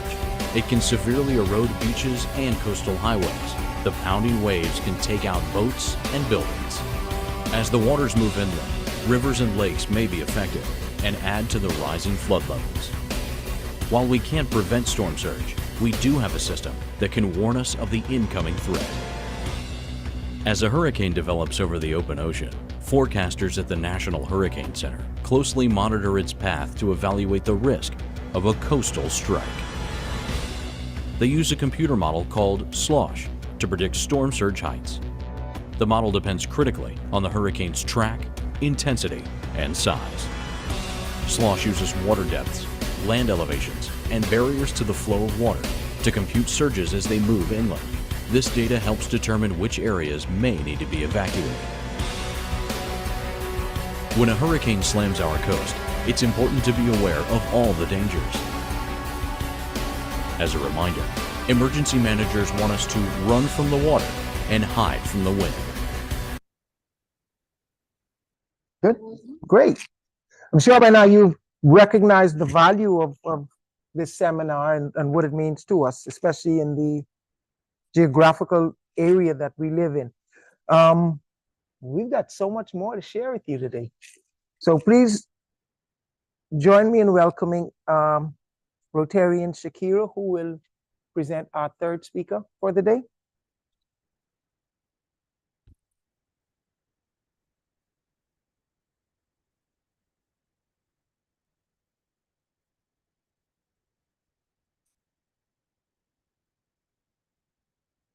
Thank you, Lionel, for passing the baton, and good morning, everyone.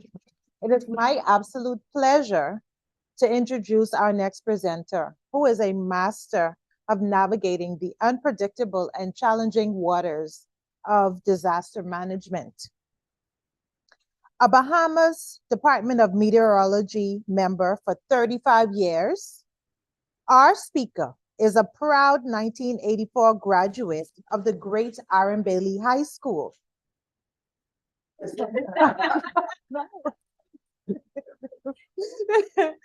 Jeffrey Green joined the department as a trainee meteorologist. This is a difficult word to say plenty times, but I'm going to get it through. A meteorologist. No, a trainee meteorological, and I'm cold. Again, observer, and he worked his way through the ranks to chief meteorologist officer. He studied at the Caribbean Institute of Meteorology and Hydrology in St. James, Barbados, and received certificates in meteorological forecasting. This word is going to haunt me tonight. He completed his Bachelor of Science degree in Environmental Science at Lynchburg University, Virginia. His training was further extended to him at the Miami National Hurricane Center and the Weather Prediction Center International Desk on tropical cyclones, numerical prediction models, and quantitative precipitation forecasting. He also has training in nowcasting techniques on severe convention weather, and where he also gained at the China Meteorological Administration Training Center, Beijing, China. Mr. Green is the national focal point of the WMO Integrated Global Observation Systems in the Bahamas and works as part of the team of the Quality Management System for the Bahamas Department of Meteorology. He also works along with the National Emergency Agency at the National Emergency Operations Center. He has completed numerous other certificate courses in the department with civil service and internationally. Please join me in welcoming Mr. Jeffrey Green to lead us through a disaster simulation from preparation to recovery.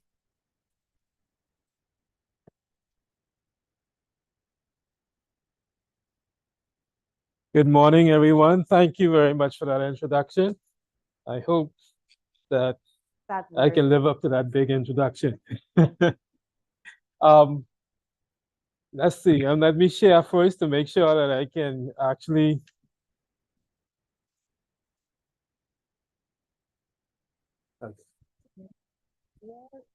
While she's getting me straight, I'm just want to thank my boss, the acting director of the Department of Meteorology, Jeffrey Simmons, and you, the Rotarians of Southeast Nassau and of Nassau, for inviting me to do this presentation. I hope to present and do you well. Not ready yet?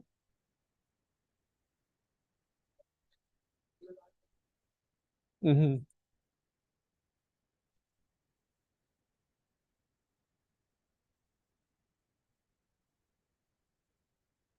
Okay, let me see. Yeah, I'm gonna try right now. Okay, there we go.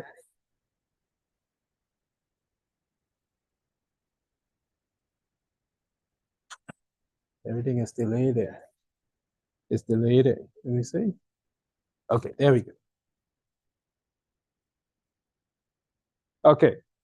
All right, so I'm gonna give you a disaster simulation of Dorian that is changed a bit. So this Dorian on steroids. No, Dorian was already bad. I'm gonna make it worse. All right. Before I go to the simulation, there are 5 types of tropical messages that the department is issued. The public weather forecast and the rain forecast will normally have a statement near the bottom that has a section that's called tropical weather outlook.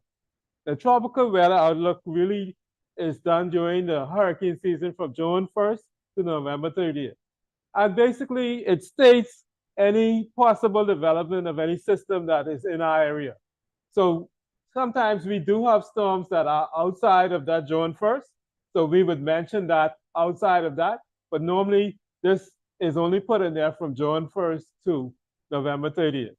But if there's something of interest, National Hurricane Center is watching, we will let you know that something is out there. To keep an eye out for it. Then we also have that development of that system. So if the system develop into a depression or a tropical storm or a hurricane, we put out a news item on it. It's not going to affect us, but we want people to know there's something out there that may affect us further down the line. So a week, 2 weeks later, you may have the same system in our neighborhood, and we want people to be aware of it. So that's why we basically put these information out there. So people, even though they're going about their business, you can have an idea of what's happening around you in our neighborhood. So the next thing you have as when that storm is going to impact us. There's 3 types of warnings. First, we have the alert message, where we have a tropical storm or a hurricane that's going to be experienced in our area in the next 60 hours. That's 2.5 days. So anything that's about to be in our area, we have time to warn you, to let you know, hey, in 2.5 days, something could be near us or over us or next to us. You have an idea. So if the system continues to move in our direction, then we have to put out a watch message. And a watch message means that now that storm is possibly going to be in our area within the next 48 hours. So that's where you really should perk up and start to now make your preparation. Because you know, a watch means that that storm generally right on our doorstep. We really need to start making some preparations. If that storm's in the direction of your island or where you live, then we have to put out a warning. And that means that within 36 hours, you expect to be experiencing that weather. So that means that you should have already made most of your preparations. Your main thing now is to get indoors and be secure, basically, when you have a warning. Because a warning means that that weather is really upon you. So you should start doing what you need to do to be indoors. All the last minute stuff, you should be then focusing on, not just preparing for. So your watch is when you should have been going out there, I have to get this, I have to get that. Your warning is when you basically do your last minute stuff. I have to pick up this and go indoors. So this is a disaster supply kit that I have here. Of course, this is just a general supply list you can get anywhere off the internet. So every one disaster kit will not be the same.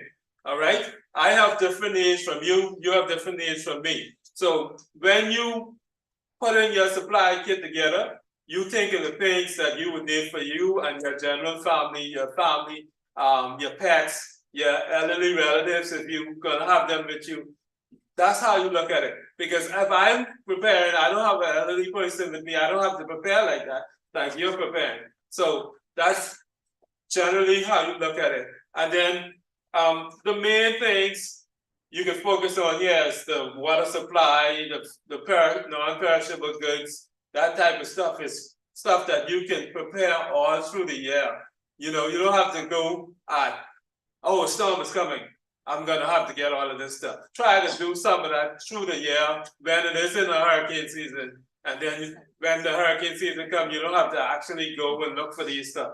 Of course, we have a lot of wars happening around the world now, so you have to think in terms of that too. Maybe if I get this now, I won't have to worry about looking for it when everybody else is looking for it. So you may have a supply shortage, which is happening a lot around the world these days, especially with so many wars going on.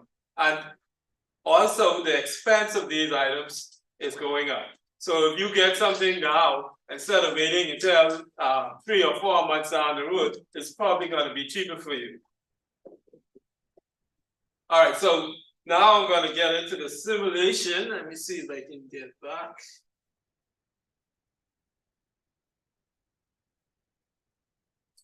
Okay.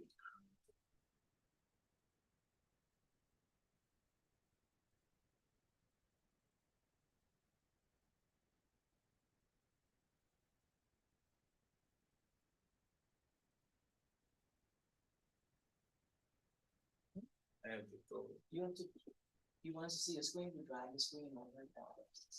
How do it? But you could start sharing, start sharing. Learning.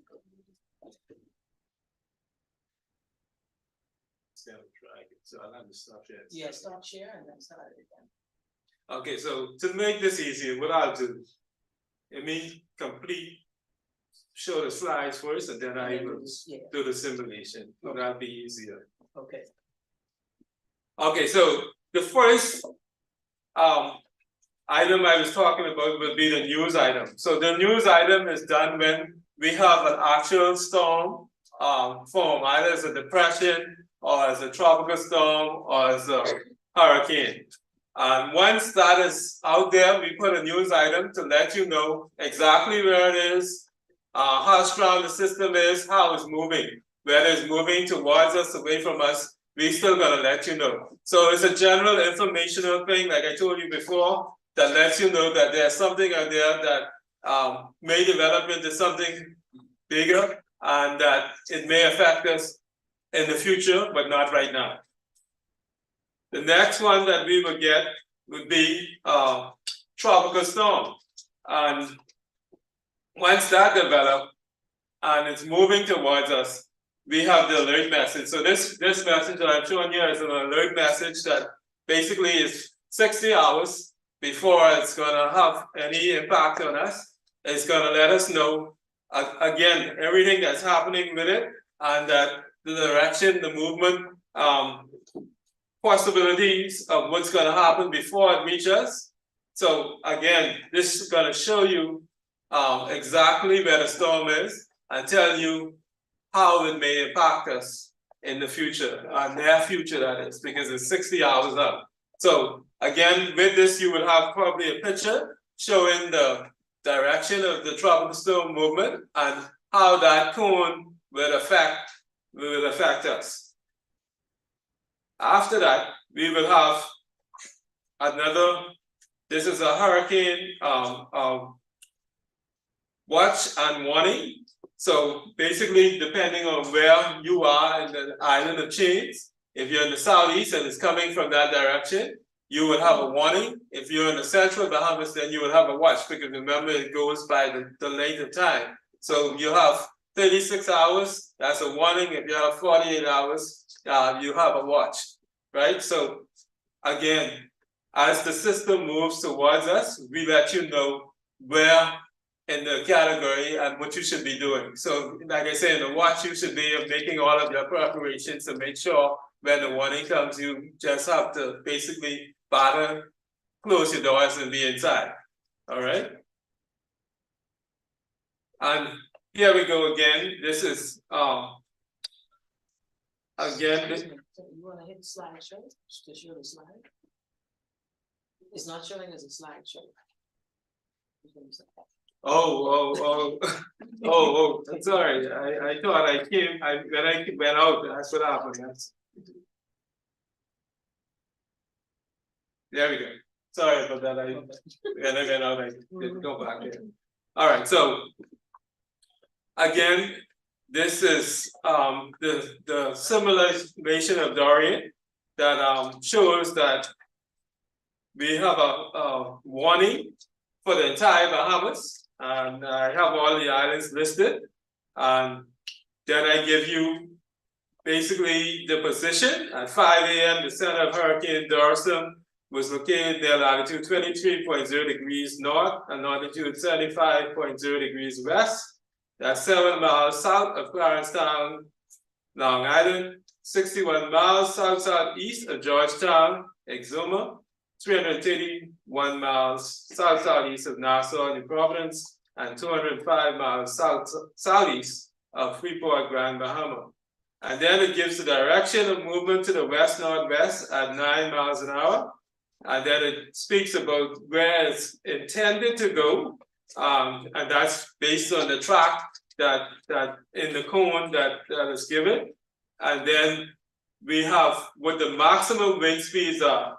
Near 150 miles an hour with higher gusts. And we have whether it's going to intensify, whether it's going to meander, whether it's going to decrease in speed.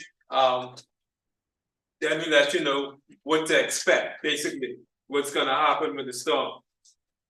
So again, now the warnings will come underneath all of that information that was at the top, which will tell you how big the storm is, how much rainfall, how much surge is expected. So again, with Captain Nehmer and Captain Russell and Nehmer, we wanna basically now try to take this message and make it smaller. Try to give you the more important points from it instead of giving you this. I mean, this stuff will be done, but try to narrow it down so you get what's more important to you out of the message. So that is something that's coming, and we're working on that right now to try and give you the simplest form of the message that will help you to know what's going on and how to prepare for it. Okay? But again, it gives you the rainfall amounts and whether we're gonna have swells and flooding and tornado activity and all of that stuff would be at the bottom there at this message. So I'm gonna come out now and then I'm going to come back in and give you the simulation without this slideshow. Okay, let's go here. Oh, there we go.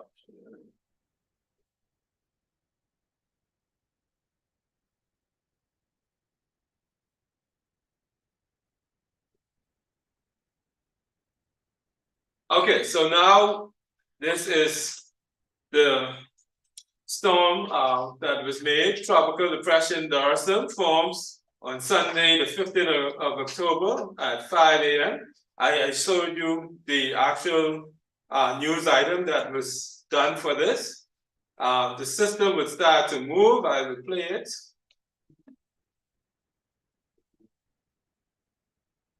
And as the system is out there again, all of the times, we have 4 times a day that we will be giving you a news item on this system, whether it's weakening or strengthening, whether it becomes a tropical storm or degenerates. So with this storm, it generates into a hurricane, as you can see, moves towards the Lesser Antilles, affects some of the islands down in that area. Let me zoom in a little bit so you can see a little bit better. So this system now affects the Barbados area, St. Lucia, moves back towards the San Juan, Puerto Rico area. And as you see, the system is becoming stronger as it moves towards the Greater Antilles now. So we now have a category 2 storm. Let me just stop it here 1 sec. It's moving too fast. Moving too fast. All right, there we go. Just before it hits San Juan, I think it became a category 3 storm. Let's look at it. All right, so here we go. This is San Juan, Puerto Rico. It's just to the south of San Juan. This became a category 3 storm. It had maximum sustained winds of 115 miles an hour. And movement was to the north-northwest at 8 miles an hour. So again, at this point, we already have a warning out for the Bahamas. I showed you the actual bulletin that we would have put out. So at this point, in fact, further, probably about 12 hours before this, we have put out a message saying that it's likely that this storm will be affecting the Southeast Bahamas. So again, at that point, the Southeast Bahamas would have been getting prepared for the storm to affect them. And it's based on how the movement of the storm would be. So when I put on the cone, you can see the cone is extended towards the Bahamas. So once we see the cone is extended, we are in the cone, it's likely that we will be impacted. The message goes out. We want you now to start to make all the preparations, because again, this is going to be 2 to 3 days for the smaller cone, and as you go further out, that would be 5 or more days that it goes out further. So now I'll leave the cone on. No, let me take the cone off because it doesn't show it's clear with the cone on. Let me put on the wind. So this is showing you now, the blue would be your tropical storm force winds. The yellow would be your strong tropical storm force winds. And then the orange would be your hurricane force winds. So this is showing you how wide the wind field is. So as you move now, let's start to move it again. The storm affects Puerto Rico, then it affects Hispaniola, mainly the Dominican Republic side. Then as we move on, you can see that the strong winds ahead of that is affecting Turks and Caicos Islands already.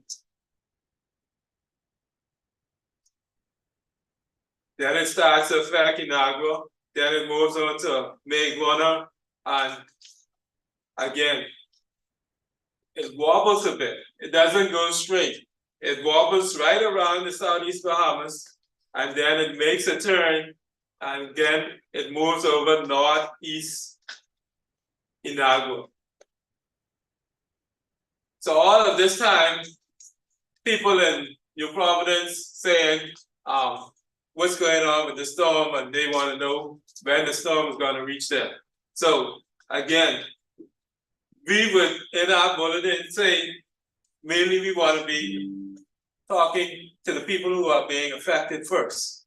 So we would tell them what is happening, and then we would warn the people in New Providence and all the other islands that, hey, this system will be affecting you within, and that's why we have the warnings, within the next 24 hours, especially for the Central Bahamas, and the next 48 hours for the people in most likely the Northwest Bahamas. So people would know exactly what to do. So as we move the storm, again, we see now the storm moves into the Central Bahamas, but now it becomes a Category 4 hurricane. That's winds of 145 miles an hour. So again, the wind field is so large that it's covering still parts of the Southeast Bahamas, still part of the most all of the Central Bahamas, and still affecting the parts of the Northwest Bahamas like Southern Andros and Eleuthera, and just about to move into the New Providence area.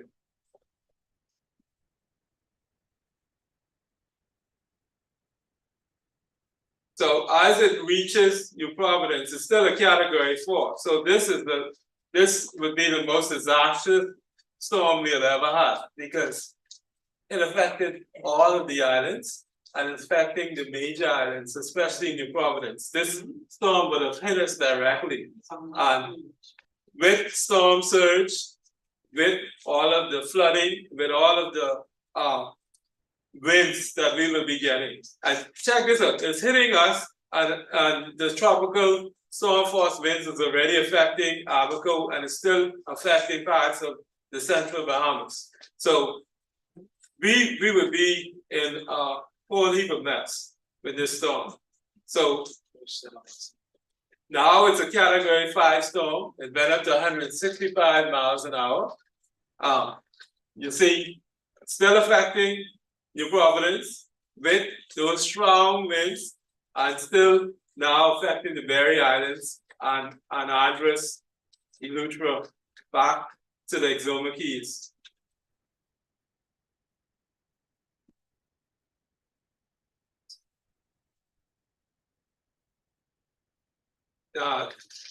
Hopefully we never have a storm that does this. But again, the storm now increases to 180 miles an hour. Moving now towards the northwest at 3 miles an hour. So the storm again, it slowed down, it increased or strengthened itself, and now we have the majority of that strong wind right around Abaco and Grand Bahama.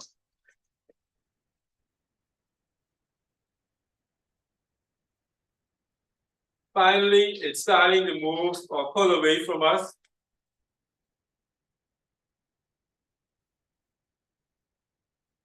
But it's still very strong, Category 5 storm, 180 miles an hour.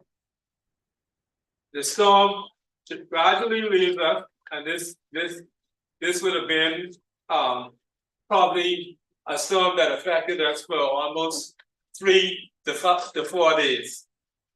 Hopefully we never have something like that. Because remember with Dorian was almost 3 days that storm affected Abaco and Grand Bahama. Stay over there. Right, it slowed down and didn't want to leave. So the storm eventually leaves us, and that is on Monday at 5 p.m., October the 30th. So again, the storm impacted every island, every key in the Bahamas. So that would be the worst scenario that we've ever had, because at least 1 or 2 islands would not be impacted in the past storms. You know, we had islands that got some wind, that got some rain, you know, some impact, but not, you know, the full impact of a storm like this. And that basically that's the end of my presentation. Any questions for me? I don't know if that was short or that was fast. I was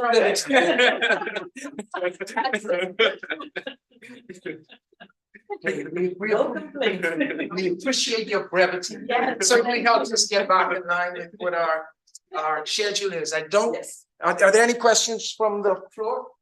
Or anyone here? Please. Morning again. Someone was asking about the checklist. Are you able to share the checklist? I think the hurricane checklist for the audience. Oh, again? Give me a sec, I guess pull it up again. Yeah, so you have it in slide form. Right, we want to be able to share. I'll tell you one of the. That That was a note that I made. Okay. That was a note that I made to ask if you could share that with the organizers of this event, so that I'm sure they'd be able to circulate it amongst our membership. Okay, I can share that. I can share one. That is not one that I would want to share because that one isn't based more for the Bahamas because they talk about cold clothes and stuff. But I can actually share one with you. Yeah, that's no problem. Good. Thank you. Are there any other questions? And I don't think we have anything from any of our online participants, right?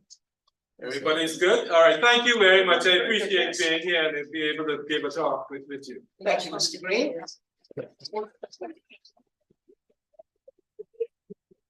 Hey, like I said, Mr. Green's brevity will allow us to catch up, make up some significant time. We do have lunch break? Yes, 10 minutes, I guess. Yes, we do have a lunch break. Lunch has already been provided. I don't know if you got someone to coordinate that. It's here already. Okay, so lunch is already provided. It's in the room through the doors at the back. I've been told that we should take a 10-minute break, nothing longer. Sorry, question just. Sorry. Go ahead. Who wants to do this? But Shakira. Okay. There is a question online? Yes. Okay. The question is, has any flood and damage modeling been done for such a hurricane? So I'm guessing they're referring to Dory. Okay, I have a mic. We are working, we have a new surge model that is being prepared through the National Hurricane Center that we hope to get by the end of this year, hopefully. We holding our fingers that it happens. Again, we did a surge models ourselves for for Grand Bahama and Eleuthera. We have those models already done, but this one would be for the entire Bahamas. And National Hurricane Center has done this for certain islands in the Caribbean. They have done it for Dominican Republic and Haiti, I think, and for Belize. I think there are a couple. But again, we are working because the models will have the surge, also it has the flooding conditions, which are modeled for like 100-year, 50-year flood, like that. So those type of things we're working with NEMA to have in place. And with this new authority, this is gonna bring everything together. So it won't be just Met Department. It won't be, like one or two people. It'll be like all of us trying to coordinate and plan for each island for when we have something as big as this happens. I hope that answers the question. Go ahead. Yeah. Our marshlands stuff, if we're filling in our marshlands, our wetlands, how is it gonna help us with flooding and all of that stuff? Yeah, sorry. If we're filling in, we're talking about sustainability and all of that, which is supposed to help us and reduce some of the impact of whether that's severe or whatever, with flooding and all of that stuff. If we're filling in our wetland, and I know they're filling it in because my area, I live in Tropical Gardens in Key City next to me, marshland. Last summer, they started from the road, the marshlands are being filled in, you know where the airport is, there's a stop order in that area, and someone's filling it in, like homes, which are gonna flood, when they dig the foundation, all you have is water, so we're filling in these marshlands. And about 3 years ago, we had flooding on JFK because the water don't have nowhere to run. Yeah, that's a main problem that the authorities have to focus in on, because again, we know this happens. We know that people are filling it and they're cutting down the hills and then they're filling in these marshlands and then they're selling it at exorbitant prices. We know this is happening, but again, people have to do their due diligence, because if you don't do your due diligence, you can be in a place where you can be paying for a house that you can't even live in. How they acquired the land in the first place? If it's a flood. Hold on, that's No. another deal. That's not how they acquired. No, that's beyond my scope, right? But what I'm saying is, again, you have to do your due diligence, or the public has to do their due diligence, because if you just purchase things because it look good, then you could be in problems. You could be paying for something that had looked good before, but you won't be able to really live in. Because again, with the swamp land, you're gonna have the foundation is not gonna be stable. And once the foundation goes, the house goes. Everything is gonna be going wrong with the house. Because again, being a building, that's not say where it is, but we have problems with the building. And it's because, just what you said, it's built basically on a swamp land, and you have many issues because of that. So the thing is, do your due diligence. That's the only thing I can tell the public. Again, the authorities have to stop, like you say, stop people from doing it, because that's what they're doing. People, once they can get away with it, they will do it. All right, good. Thank you very much. Great, thank you. We'll take a quick 10-minute break to allow you to take in your lunch, and then we will resume.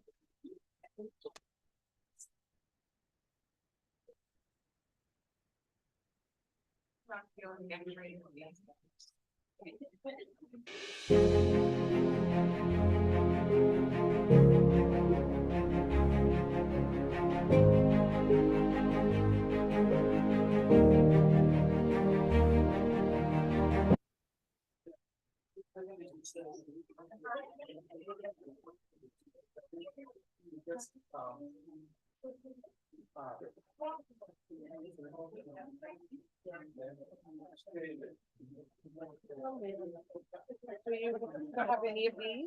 Lemonade? Yeah, no vodka, no. Which one is lemonade? All of this, all of them. Are they all? Yeah, just flavored lemonade. Do you?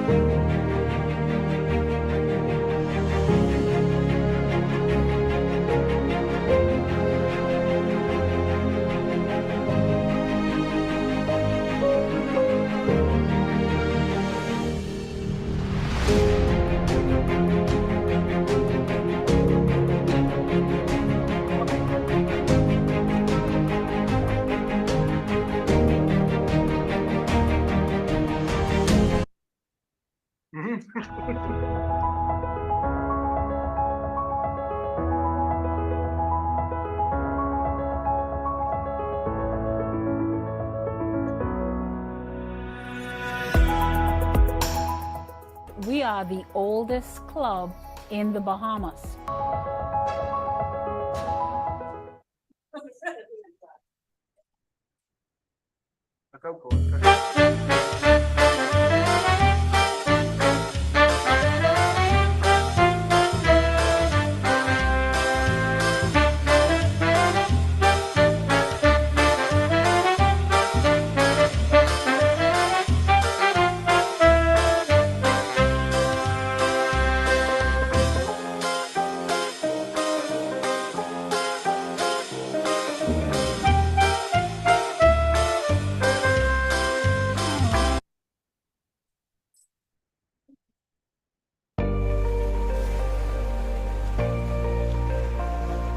Hi, I'm Monique Palmisano, and I'm a weather enthusiast. I am a certified storm spotter from Sky One and also Spotter Network that are based in the USA. During the pandemic, I completed a few online classes with the basics for backyard meteorology, tsunami and storm surge, natural disasters, one ocean, one planet, climate change and climate solution. I would like for you to follow me on the very first Weather Enthusiast Rotary Fellowship via Facebook. The purpose of this fellowship is to share our passion about the weather events locally and internationally. Your posting can assist with disaster preparedness that could subsequently protect property and save lives. Sharing your photos and videos can assist with the data collection. Who can join? I'm glad you asked. It's open to all Rotarians, Rotaractors, and non-Rotarians who are enthusiastic about the weather. Together we will create long-lasting friendships while we fellowship, and there will also be some educational benefits as well. You don't have to be a meteorologist or a scientist to be a member of this fellowship. You can share your weather events from your location, even if it's a sunny day. We want to know what's going on in your area. To be a member, there is a small annual fee of $10, the proceeds of which will be donated to the Rotary Disaster Response Fund. So what are you waiting for? Join now. It's for a good cause. We alert the public just from your posts about water spouts, hurricane alerts, severe thunderstorm, etc. Let us know what the weather is like in your country. Why should you join? Well, it's simple. The information that you provide saves lives and provide crucial data that is truly needed for forecasters. To join, search Weather Enthusiast Rotary Fellowship on Facebook and click Join Group. So I'm calling on all weather enthusiast people or weather curious people to come and join me on this new fellowship. I'll see you via Facebook.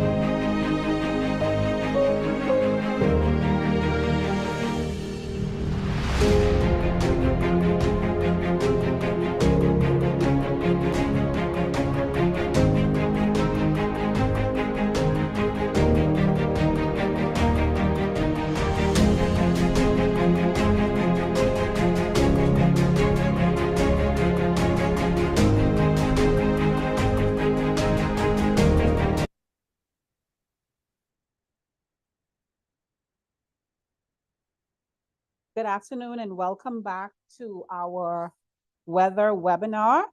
We are going to begin with our fourth presenter, Mr. Robert A. Stewart. He will be presenting via the Zoom platform. Robert A. Stewart Jr.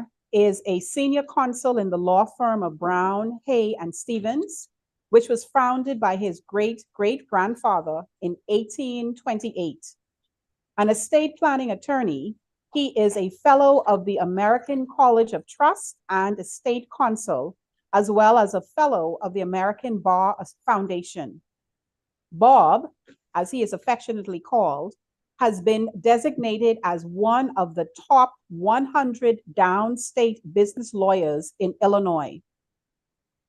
Bob joined Rotary in 1975, was club president in 1983 to 84, and served as district governor in 1985 to 1986.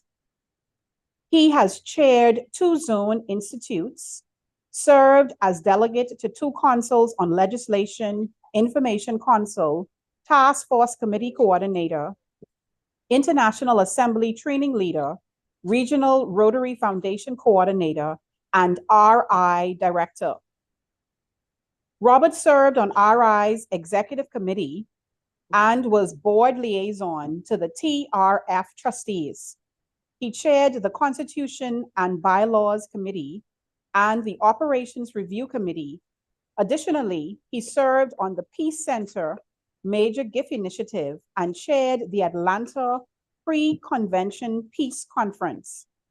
Robert also chairs the Legal Committee for Rotary Leadership Institute.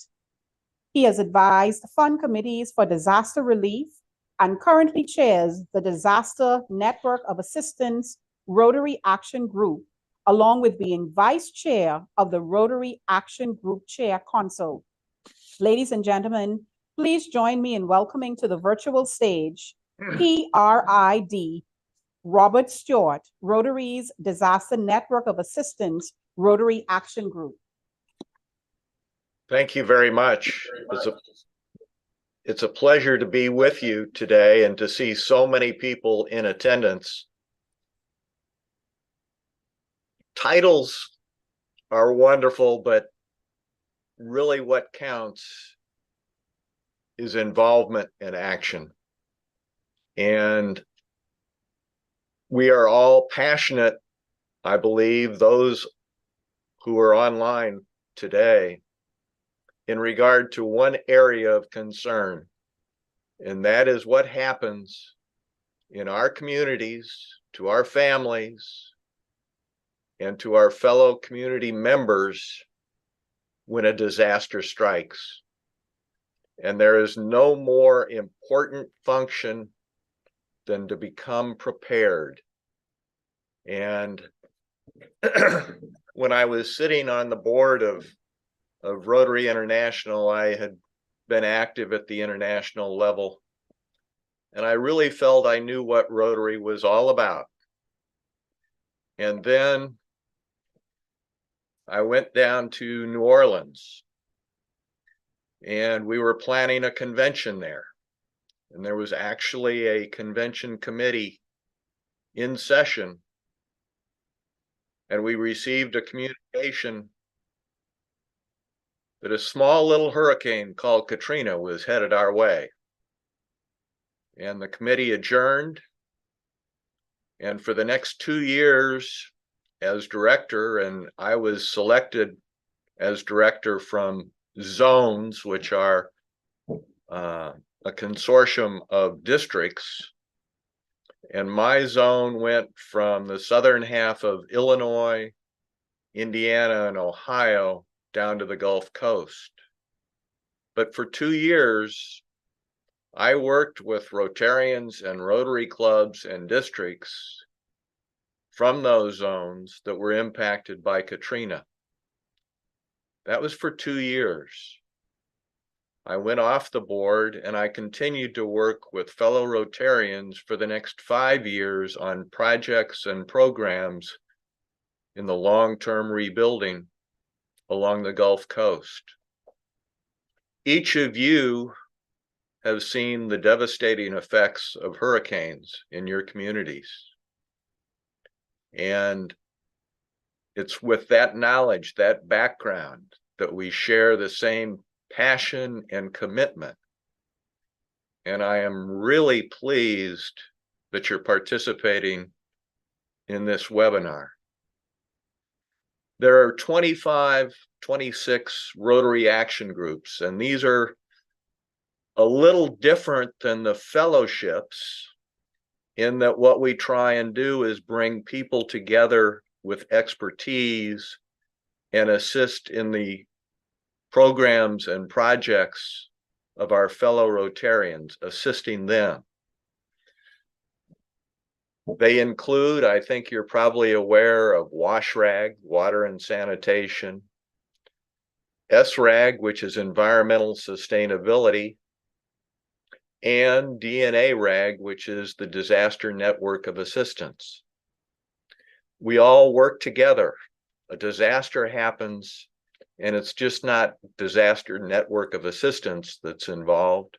It's water and sanitation, it's environmental, it's the health issues, economic development. We all have to work together, and those are various Rotary action groups that are working together. DNA RAG works to develop the interactive network of Rotarians, not just Rotarians, but Rotaractors and spouses, and those affiliated with Rotary who want to be involved.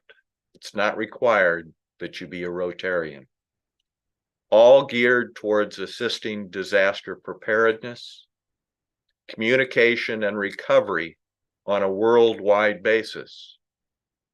Our board is composed of individuals who have become close friends over our time working together on the Rotary Action Group efforts, from places like Nepal that had the earthquake in 2015 and who recently experienced another earthquake. And if they aren't fighting earthquakes, they're dealing with floods on a regular basis. Scotland, another individual who is active within our board. Brazil, Taiwan, Australia. We are truly global, and we are attempting to build the network beyond where we have it today.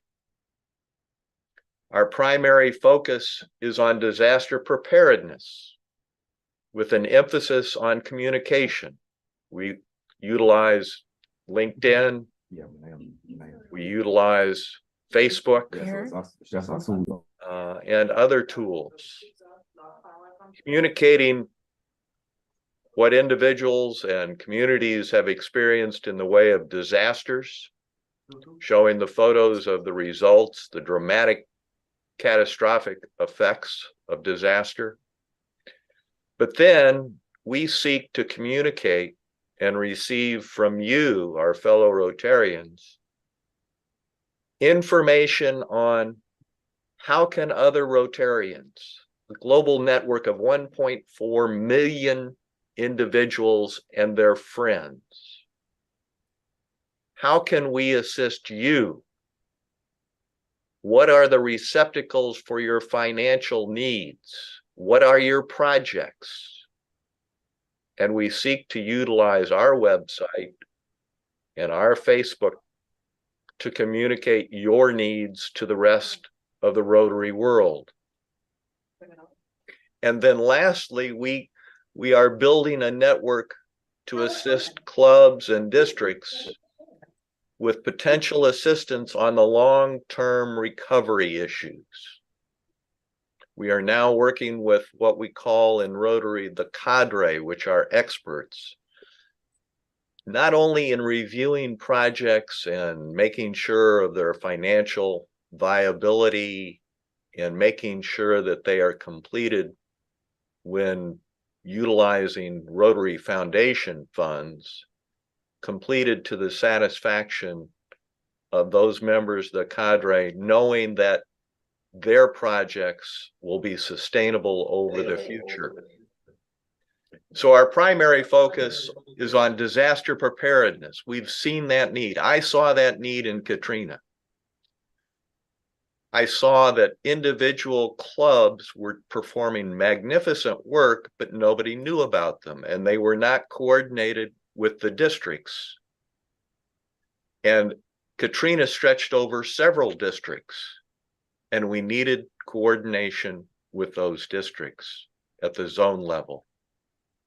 So I'm excited that you're involved with preparedness, and I would invite you to look at our website and consider the potential to become a member and become involved with what we call DNA, Disaster Network of Assistance. I was just watching the squib on the fellowship on weather. Our annual fee is $25, and we have a 5-year $100 membership. And we are seeking your assistance to become involved because we truly want to be global in nature. You have experiences. It doesn't have to be specific to your area from the standpoint of you deal with a lot of hurricanes and you've had earthquakes. Following Katrina, I worked with Barry Rassin on the Haiti earthquake relief, and I've seen your district disaster committee in action in regard to Dorian and other impacts. But we seek to have you become involved with us. We have over the years been very much involved, and our members have been very much involved with districts 70-20 and 70-30. DNA RAG has provided training each year for the clubs in 70-20 for disaster preparedness. And you have one individual who is an expert on providing that training. Michael Terrelong was online earlier this morning. He and Phil Lustig, both members of our board, have provided training throughout 70-20. In 2022, we did sessions for all club presidents and disasters chairs. And we also repeated the sessions which were originally in English in French for the Rotarians in Haiti. In 2021, DNA RAG did preparedness training for clubs, including Rotaract clubs in 70-20.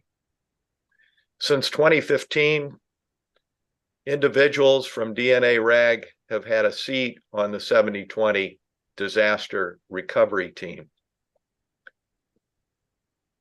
During the period, we also have been able to utilize a vehicle that is established under the Internal Revenue Code, a tax code in the United States, and labeled a 501c3, which pertains to the section under the Internal Revenue Code. What this allows us to do is solicit funds or receive funds out of the United States, which are tax exempt when they're utilized.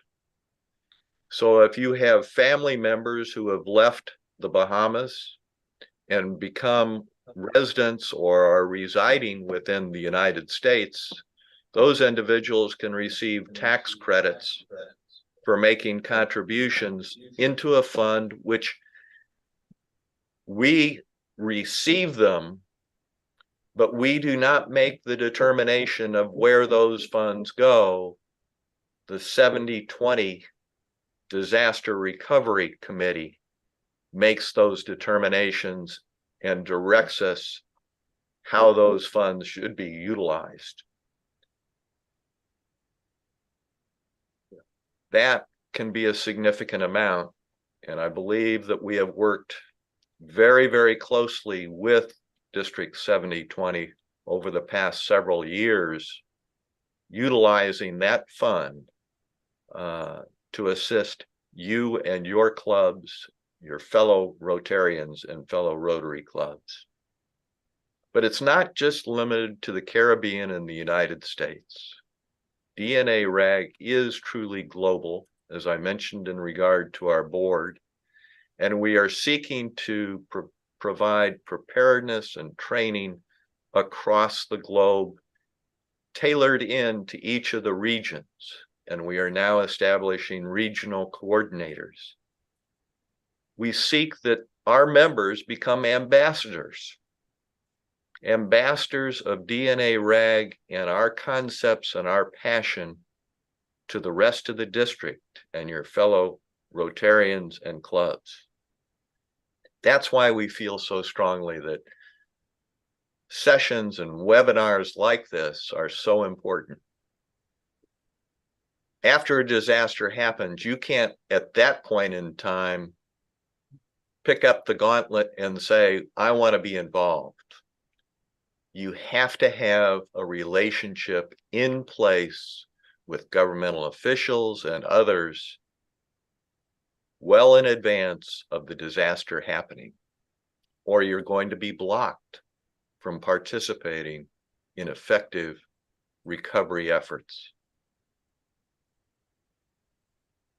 Another area that I can recall in Hurricane Katrina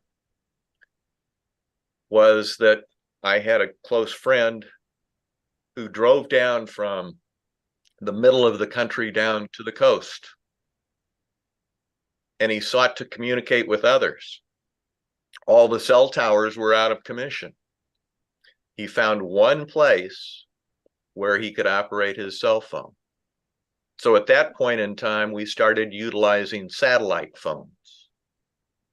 And it's pointed out to me right now that in the islands, not only can you utilize a satellite phone or something comparable, but you have a fellowship of amateur radio operators.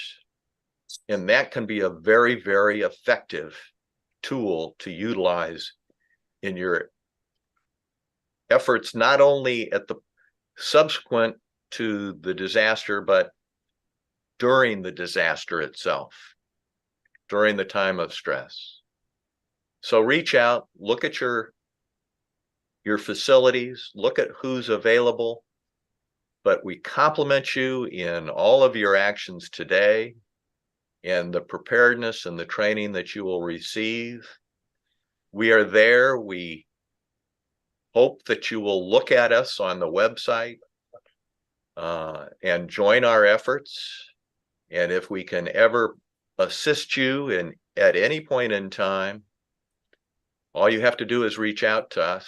You've got Michael Terralong right there. And Mike Stafford is online. I'm looking at him right now. There are other individuals that can assist. With that, I just compliment you. I've seen your district in action, and you are prepared for most items, and it's good to update yourself. And anything that we can do along the course, whether it's this year or next year, please reach out to us. We are there. And that basically concludes my comments.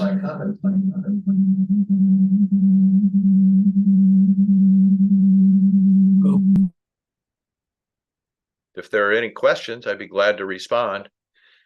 Yes, I have a question. Robert, Bob, is there any plan for a READY conference? We are working on that. What we have done recently, the DNA RAG assisted in resurrecting the zones 30 and 31 advisory committee, and we went through 3 different days of training sessions. And let me backtrack for those Mike is referring to. READY, which stands for Rotarian Emergency Disaster Initiative, and we started that following Katrina, when I was not alone. When I saw, and Barry Rassin saw, and Don Mebus, that we were not prepared. And so it was a one-day session where we did something similar to what you're doing today, and we brought in the experts.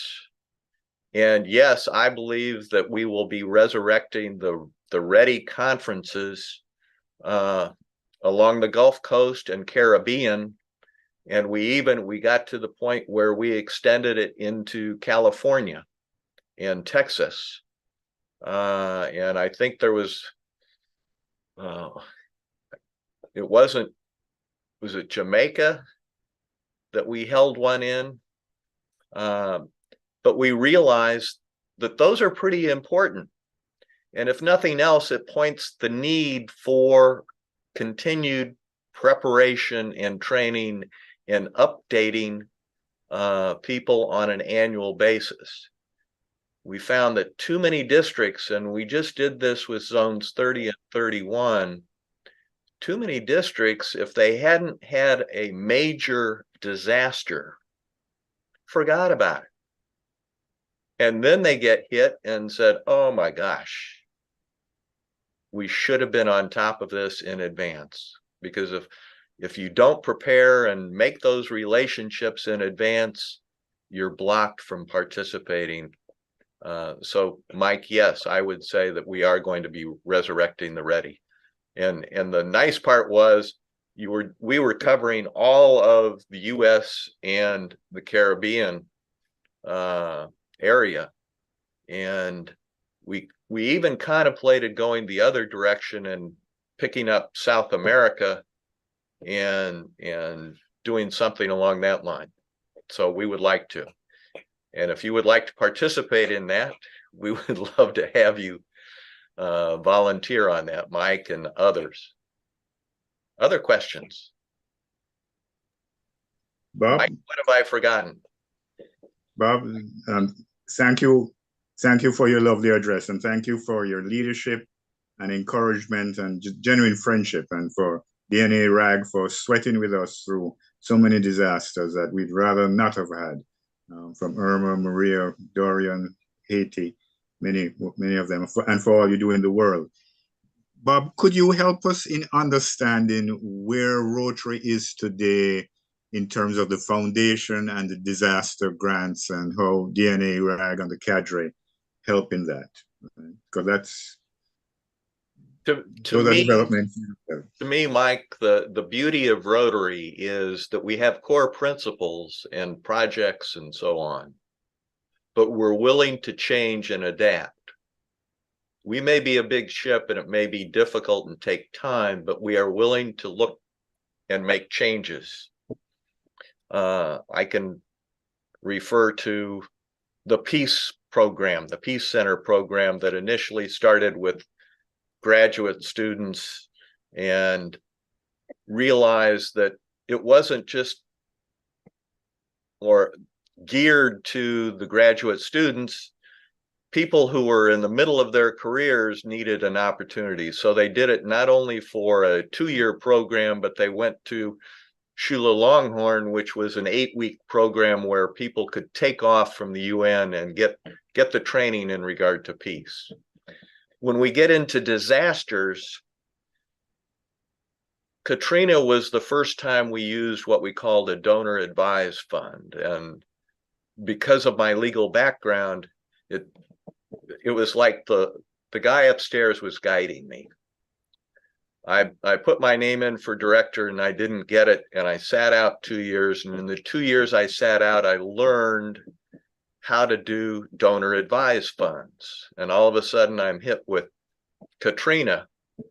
And I worked with Frank Devlin, who was a past president of Rotary International and very active with the trustees at that point. And we set up the first donor advised fund through the foundation. That allowed individuals to make contributions into a specific disaster fund. and we received several $1 million into the Katrina DAF. The beauty of it was that the funds were there. There were no administrative fees by the oversight committee. It was technically a tax deductible contribution. And we would receive applications and be able to determine those. The application would come in and we would circulate it to the committee, and then we would get on a telephone call and we would make tough decisions as to priorities and who is going to get what money. But within 5 days of receiving an application, the funds could go out, and they did go out. Now, at the end of Katrina and several $1 million being channeled out, basically as seed money for projects along the Gulf Coast, we had a little interest left over. And Katrina hit in 2005,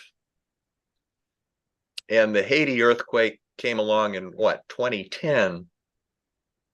And Barry calls me and says, we can't set up a donor advised fund very quickly. And within an hour or two, we had Haiti earthquake relief. In other words, the donor advised fund committee turned it over for a Haiti earthquake. To me, that was a very successful method of response by Rotarians.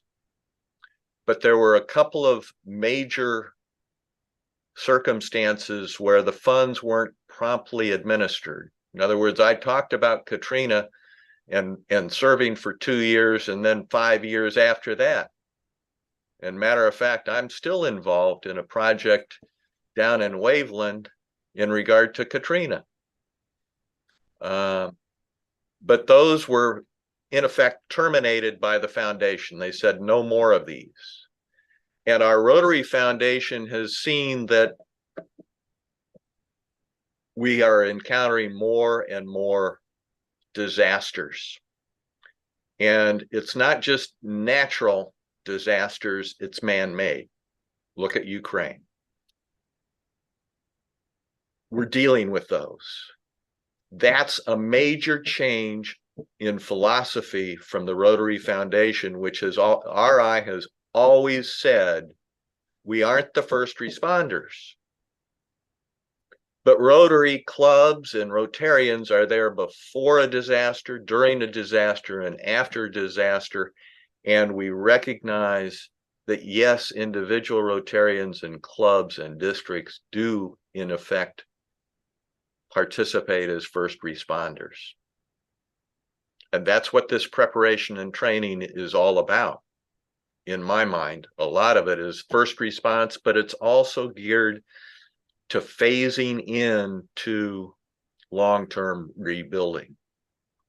I view, okay, the new disaster response grants, the $25,000, that to me replaces the donor advised funds. And that, in effect, is the initial funding for first response and immediate recovery. Global grants, major grants, can be utilized for the long-term rebuilding.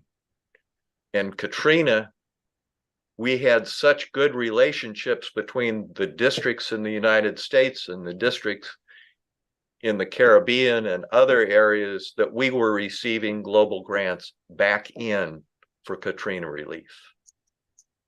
And that is the long-term rebuilding side.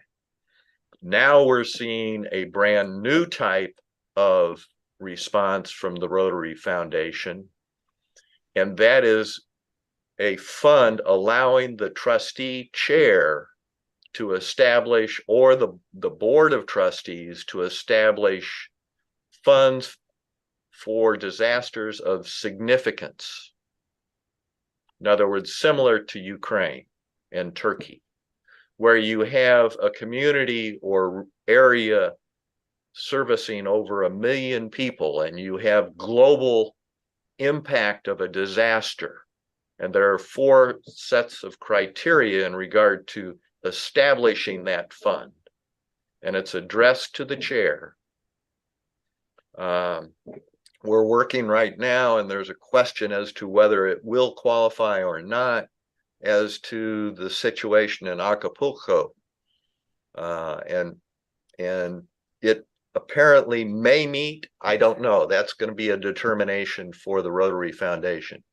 That set of criteria will be posted, and that's one of the areas that DNA RAG can assist with. Is we've got materials on disaster response grants, and if you had a question, and those are pretty darn simple, they're straightforward. If you've dealt with a global grant, you go back to Evanston about 3 or 4 times to dot all the I's and cross the T's.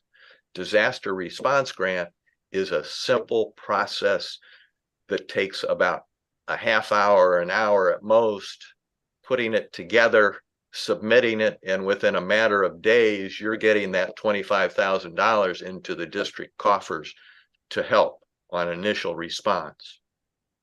And the other point on that is, if you complete that disaster response grant and you get the paperwork back into Evanston and it's within a 6-month period of time, I believe you can apply for a second or multiple disaster response grants. But you've got to turn the paperwork in. Okay. So we are changing, we are learning, we are changing, but that's the beauty of Rotary. And it starts with people just like you and me. Barry Rassin is an individual that will sit down at the kitchen table with you and discuss things. That's who you're dealing with. You're dealing with individuals just like you, and it's up to you to share your dreams and what you want to happen with them. It really does start at the bottom and flows up. It's not just from the top down. I got on my soapbox, Mike. Thank you, Bob. I'm sorry. Just a question. Question? Yes, a question. Robert, just Donald? a question. Yes. Do you ever find that there may be occasions where there are disaster areas where you want to provide funding, but your funds are depleted to the point where you can't provide what you wish? And if so, what do you do in order to get those funds? No matter how much money you have, it's never going to be enough to meet the needs of everyone. And the challenge was in building partnerships. When we had Katrina, yes, and I keep going back to that, we would provide seed money. Let me just give you an example. Waveland was basically the epicenter where the surge came in. It was wiped off. Large portions of Waveland were just completely gone. Bay St. Louis is right next to Waveland. I mean, you could say it's the same community. What we provided was we put $100,000 into an engineering study in regard to rebuilding a community center on the highest piece of ground in Bay St. Louis. But what most people didn't realize in regard to the community center, it has a separate kitchen, it has shower facilities, and it can house people in a disaster. The reason why I bring this up, it was a multi-million-dollar convention center. We put the first 100 into it to develop the engineering study and establish the credibility of the project. Clinton Bush funded a significant portion of that community center. A global grant out of your district went into that community center. It's partnerships, it's relationships. We can't do it all. We don't have all the expertise. We don't have all the finances, but there are funds out there that we can reach. And that's another reason why I think communication through DNA RAG can render unbelievable assistance in projects in the Bahamas or elsewhere.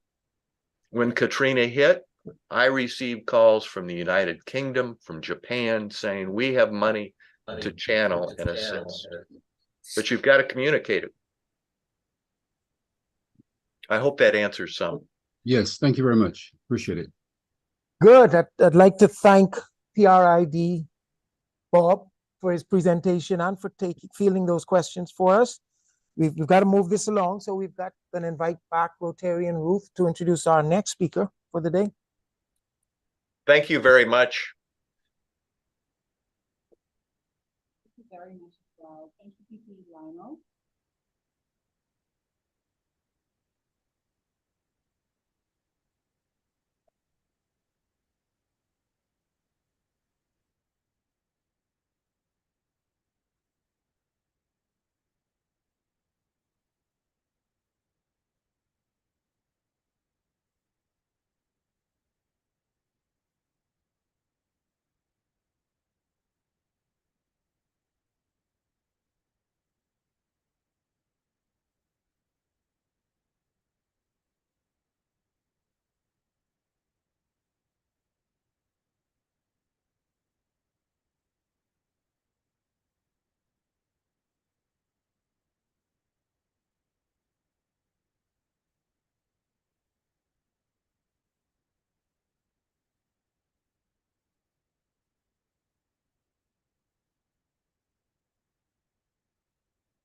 Derek was asked to join the Caribbean and Tropical Islands Hurricane Committee, tasked with coordinating multinational training, planning, response, and logistics for disaster management and recovery in the region. Whilst serving as Chief Superintendent, Derek was charged with drafting the Cayman Islands National Crisis Management Plan for the Cayman Islands government, coordinating multiple government agencies and preparing training and responding to crisis on a national level. He has coordinated crisis management exercises in Cayman, Anguilla, delivered presentations at the National Hurricane Conference in the USA, and lectured at the police training schools in Jamaica, Barbados, and the wider Caribbean region. In 2004, Derek took command of the Royal Cayman Islands Police on the approach of the catastrophic Category 5 Hurricane Ivan, and led that body throughout the emergency. He oversaw and directed national and international operations to preserve and save lives, maintain public order, and ensure the safety of national key assets. Derek received the Queen's Police Medal, QPM, for his leadership and actions during Hurricane Ivan. His further professionalism and dedication have been acknowledged on 3 separate occasions by Her Majesty, the Queen, in her birthday honors, including appointment as a member of the Most Excellent Order of the British Empire, MBE, in 2015. Derek became a Rotarian in 2000 as a member of the Rotary Club of Grand Cayman. He is past president and now serves as the disaster chair for District 7020. Ladies and gentlemen, Rotarians everywhere, please join me in welcoming to the virtual stage District Chair Derek Haynes to discuss how District 7020 responds to disasters. Well, good afternoon, everybody, and thanks very much to immediate past President Chantal for inviting me to join this webinar. May I also say thank you to Michael Terralonghi, who is the immediate district chair and has more than kindly agreed to be my deputy for this year. So you'll be pleased to know that I've got a wise old head keeping me in the right direction. So thanks for that, Mike. And thanks to all the presenters today. for the necessary coverage of the important oversight of disaster management. The theme of preparedness and readiness in order to ensure a positive response is vital. Our last severe test in the Cayman Islands was, as just been mentioned, in 2004 with Hurricane Ivan. Unfortunately, because of my position with the police and having to take command of that, I was unable to assist with the Rotary clubs, and now we have 4 on the island of Grand Cayman in their activities. But I know, obviously, that they were well involved in what was necessary. So whilst it's fortunate that it is 19 years now since we were hit in such a bad way, unfortunately, the dangers from complacency come to the fore and rears its ugly head. Because a lot of people now on the island, and there's only just over 70,000 of us, but quite a number of those have arrived since Ivan and don't understand the problems that go with a serious storm or any other disaster for that matter. So it's more than important, as you've been doing today, to hammer home the messages that you bring. Say thanks to all the presenters for doing that. My job as the disaster chair for the district is to liaise, obviously, with all of the Rotary clubs in the district and be the link with the Caribbean regional disaster management, should that be required per any of our clubs. I'm serving on the Haiti earthquake together with Mike and others, and I've experienced how beneficial Rotary is to that hard-hit country, and the difficulties, and they are huge, in supplying aid because of the lawless activities in that country. For instance, trying to get supplies out of the ports and then delivered to where they're required is more than difficult because of armed gangs that will stop and steal the stuff that's being delivered.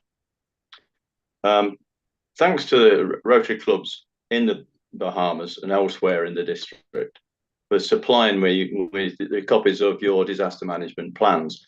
And I'm obviously keeping a library of those and supplying District Governor David with copies of all of those as well. So that's been really nice for me to not have to chase around to get those. And so I am very grateful for that. I'll also be grateful, though, if you consider reviewing your plans by the end of April of each year. That will save any rushing around as the hurricane season starts on June the 1st. And it's a good time for you to, and timely for it to be done by then. And I certainly review, I do some consultancy on disaster management, and I try to do that by the end of April, because if you leave things to the last moment, as we all know, then something will happen and everything then gets out of sorts. To close, on a planning meeting earlier this week, I was asked if I considered the dangers from hurricanes in November to be less to worry about, and I paraphrase that, and apologies to Mike if I misunderstood what you're asking, but that's what I understood from it. I did answer no, and by coincidence, there is now a large disturbance in central of the Caribbean, and it's likely to form into a tropical storm at the moment, with winds up to about 60 miles an hour, and more likely to go south of us in Cayman into Central America again. So, but even so, at this time of the year, that's the sort of area where they start to develop, and also along that Central American coast. And that gives certainly us in the Cayman Islands, and certainly for Michael in Jamaica, a lot less time usually than what you would get when you're watching things coming across the Atlantic. It brings you down to maybe a couple of days at the most if you're lucky. So bear that in mind. Don't think, oh, it's been calm for a few days, so it's all over now, because it certainly isn't. And we must stay forever alert and vigilant. Short address, but I didn't want to go on too long, because I feel that our presenters thus far have done a superb job, and I don't want to be repeating what they're doing. But thanks very much for everybody listening, and to everybody for joining in this most important feature of Rotarian work. Thank you very much. Welcome. Thank you very much, Derek. I think we've got an opportunity to take one or two questions for him.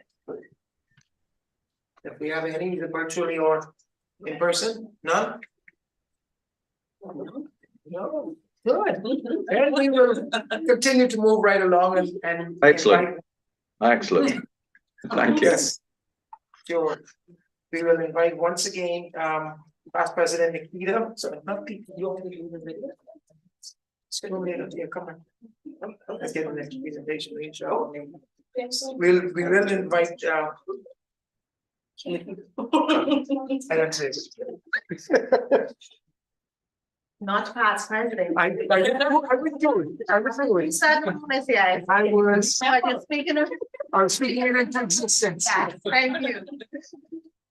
Okay, so acting director of the Bahamas Department of Meteorology, Jeffrey Simmons, is employed with the Bahamas Department of Meteorology as acting director. Mr. Simmons holds an undergraduate degree in meteorology and mathematics and a graduate degree in oceanography with emphasis on coastal zone management. He has more than 44 years experience in tropical meteorology forecasting with emphasis on hurricane tracking and forecasting. He has also been actively involved with climate change for more than 25 years, contributing to many documents on global climate change issued by the Intergovernmental Panel on Climate Change.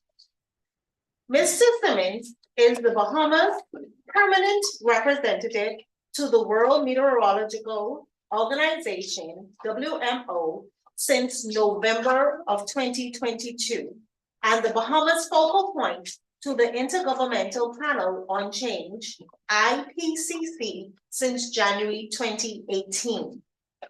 Please join me in welcoming Acting Director Jeffrey Simmons to discuss making sense of microbursts.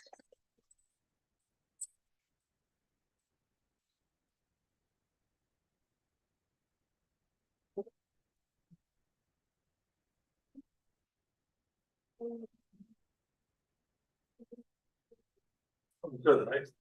Hold on, one second. I need to pull up your slides, right? I saw that in the slide. Yeah.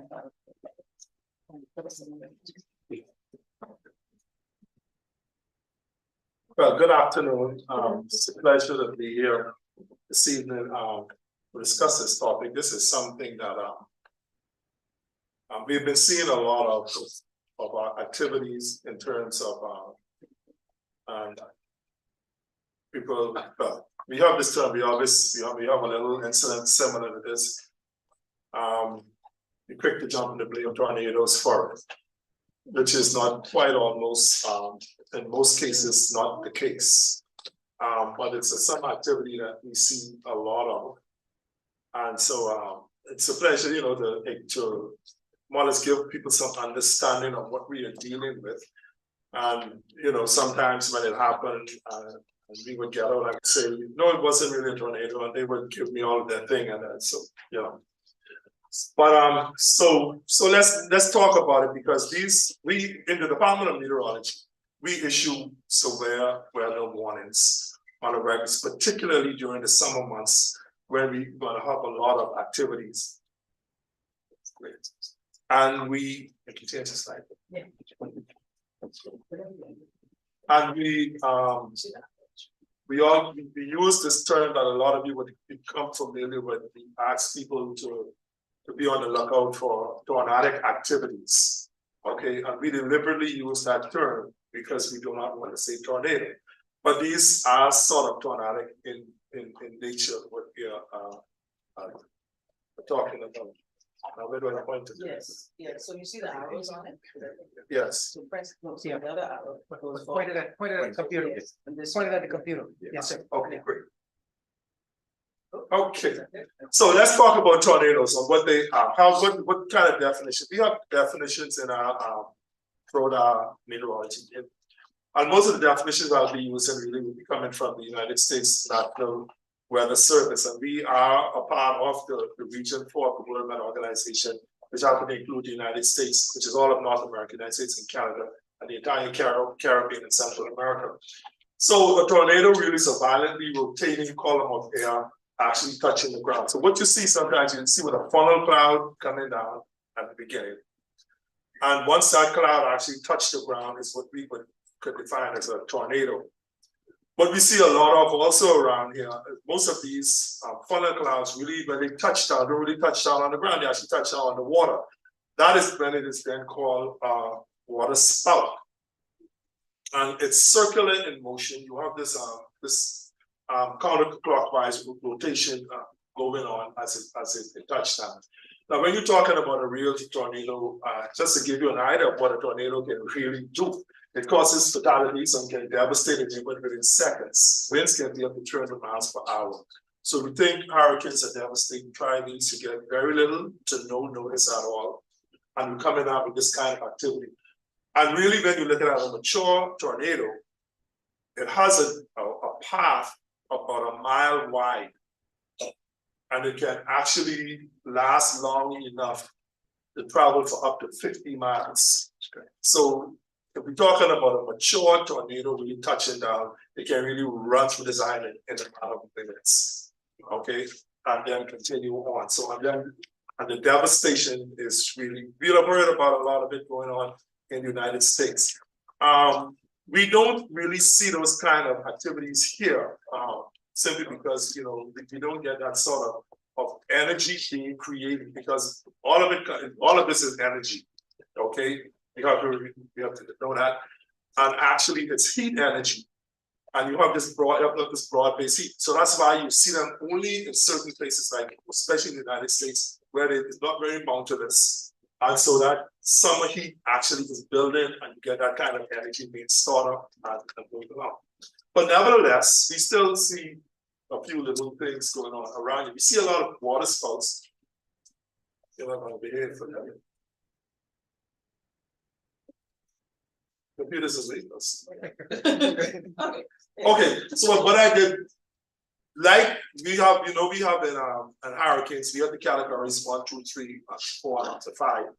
Also the same thing with tornadoes. So if you look at the EF0, which have been speed up to 65 to 85 and so. So every now and again, we see something similar around here. And yes, we do see every now and again, we will see a tornado touching down somewhere around here. But usually it would be of the nature of more or less a zero. Okay, and even that, when you look at the wind speeds involved in that 65 to 85 miles per hour, that's a lot. So those kind of things are really, these can actually peel the surface of the roads and stuff, just some roof damage and things you'll see coming out of those things. But then it gets more devastating as we go all the way down through 1 through 5. So 1 through 5 is something I can't say that we have seen anywhere around. It's simply because we don't have the land mass to generate that amount of heat energy to really build those kind of convective clouds to cause this kind of activity to be going on. But what we commonly see around here, what we call a downburst. Okay, sometimes you get these terms sort of mixed up. So we have to get the terms sort of ironed. So what happened is that while a tornado is something, a funnel-shaped cloud that actually descends from the base of a cloud with a circular, counterclockwise circular motion, a downburst is something that is really just a gusts of strong wind actually just make a sudden descent to the surface from the cloud, from the base of the cumulonimbus cloud or thunderstorm clouds. So they can produce gust damaging winds up to about 100 miles per hour. And what happened is that the damage now, and this is the way we always can define the wave, or after in the aftermath, you see exactly what happens, because what it does is that it's a sudden gust that comes down and then it spreads out. So what it does is that it actually, you'll lay everything out in the same direction. So if you see, you watch the trees or buildings or whatever is damaged and see how they would lay after the damage. If you see something laying like a perfect thing from the center, then you know that you have that was just a downburst. Whereas a tornado is actually spinning, so you see things twisted all around the place and things like that. And that's how you can tell the footprint of a tornado from downwards. Of course, these can be strong, they can be life-threatening, they can damage property, and they can be very dangerous. I just know we're going to talk some more about that at the end of this presentation, of how it can actually be a significant threat to aviation. And that is one of the major issues we have with them. In most cases, that's the major issue we have with downburst, is threat to the aviation industry. So there are two types of downbursts. We have a macro burst, which is actually about, it's greater than 2.5 miles in diameter. And the duration usually lasts about 30 minutes. Then we have a microburst. That is the common thing you see around here, where you have the size is less than 2.5 miles in diameter, and it's rather brief. It usually lasts for about 30 minutes, if that long, but it can last for a much shorter period of time. So the microburst is something that we see around here. So when we see these damage, we notice that the damage from them, what we would see, is usually confined to this small area, just about 2.5 miles or so in diameter. So that is what we mostly see around here. So it's mostly just microbursts. They are not, they not really, we don't really classify them as tornadoes like most people and most of the present. We have to get these terms right, and the main reason is because we know the damage that tornadoes would do.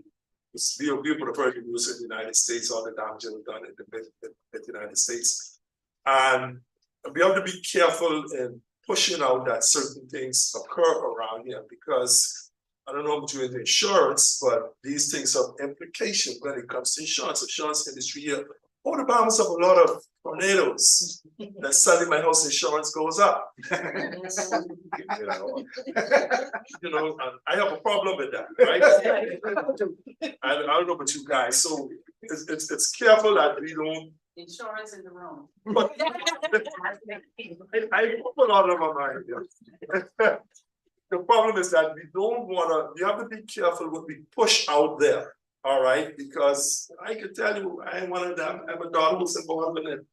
The only one here, you got these things. So, here we got a reason, and here we go. Let's get it right. Microbursts is what we deal with mostly around here, not tornadoes. If we looking at tornadoes, we looking really at it. We have 0 tornado happening around here. Minimal damage. Okay. Don't give these fellas no bright ideas. So they're not bad, you do not recognize them as tornadoes, but they can cause some serious damage nevertheless.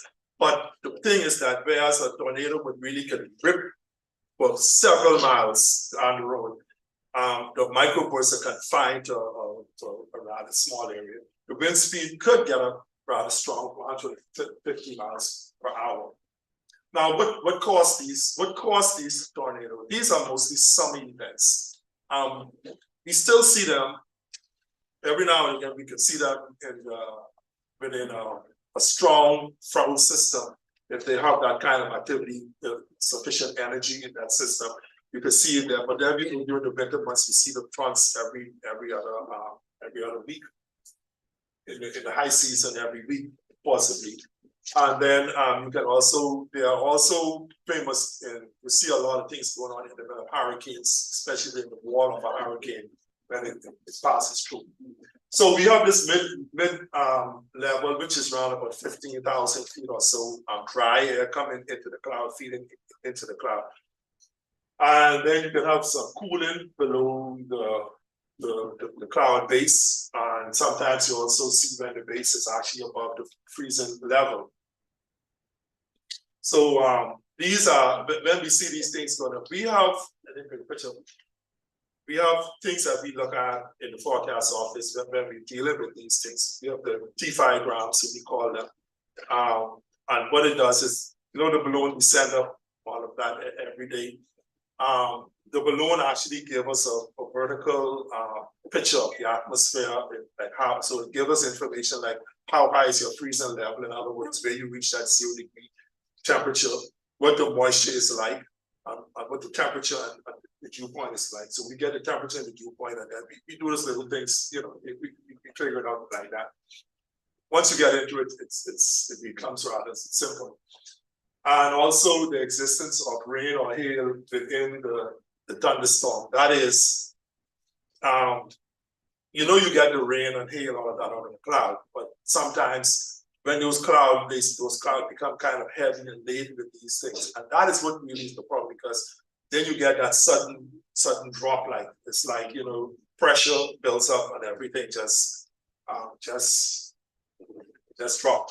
So those are the things that could create. So when we see these thunderstorms, we know when we're going to get a lot of thunder activities, depending on what we see going on in the atmosphere. From early in the morning, we can get an idea what's going to transpire later on in the day, once we get our sounding of the atmosphere. So this is what it looks like. Like a foul. No, I think you misimpressed it. Press to go back. Hold it. Look at what you're pressing. I think you're pressing the back button by mistake. Press the forward. Oh. You got it. Oh. Come on. Come on. Go back. Go back. Right. Okay, all right. Got it. Okay.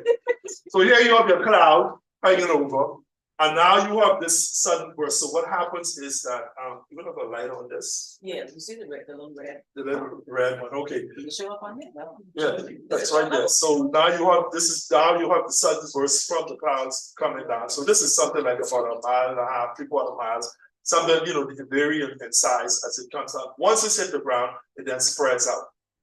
Okay. Now this is where you're going to get most of the damage occurring in areas like here and areas in there. So you have, and actually this is not, remember this is a cross section. So this is everywhere around where this drop, it's going to be experiencing this gust of wind here. This could be up to, you know, like 60, it's when you have 60 to 90 knots, which is about the time. And of course, the diameter 2 to 2.5 miles in area. So sometimes you'll see like, so it's not unusual when we would have these things happening. Someone down the road got damaged, and then someone all the way on the other side got damaged, and someone over there got some damage, because that's the way these things work.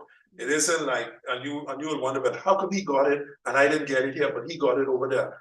And that's because you actually probably would have been in the center here, and then it just push out, and your damage will occur on the outside, on the circumference of that circle as you go around. So this is what we see going on around here.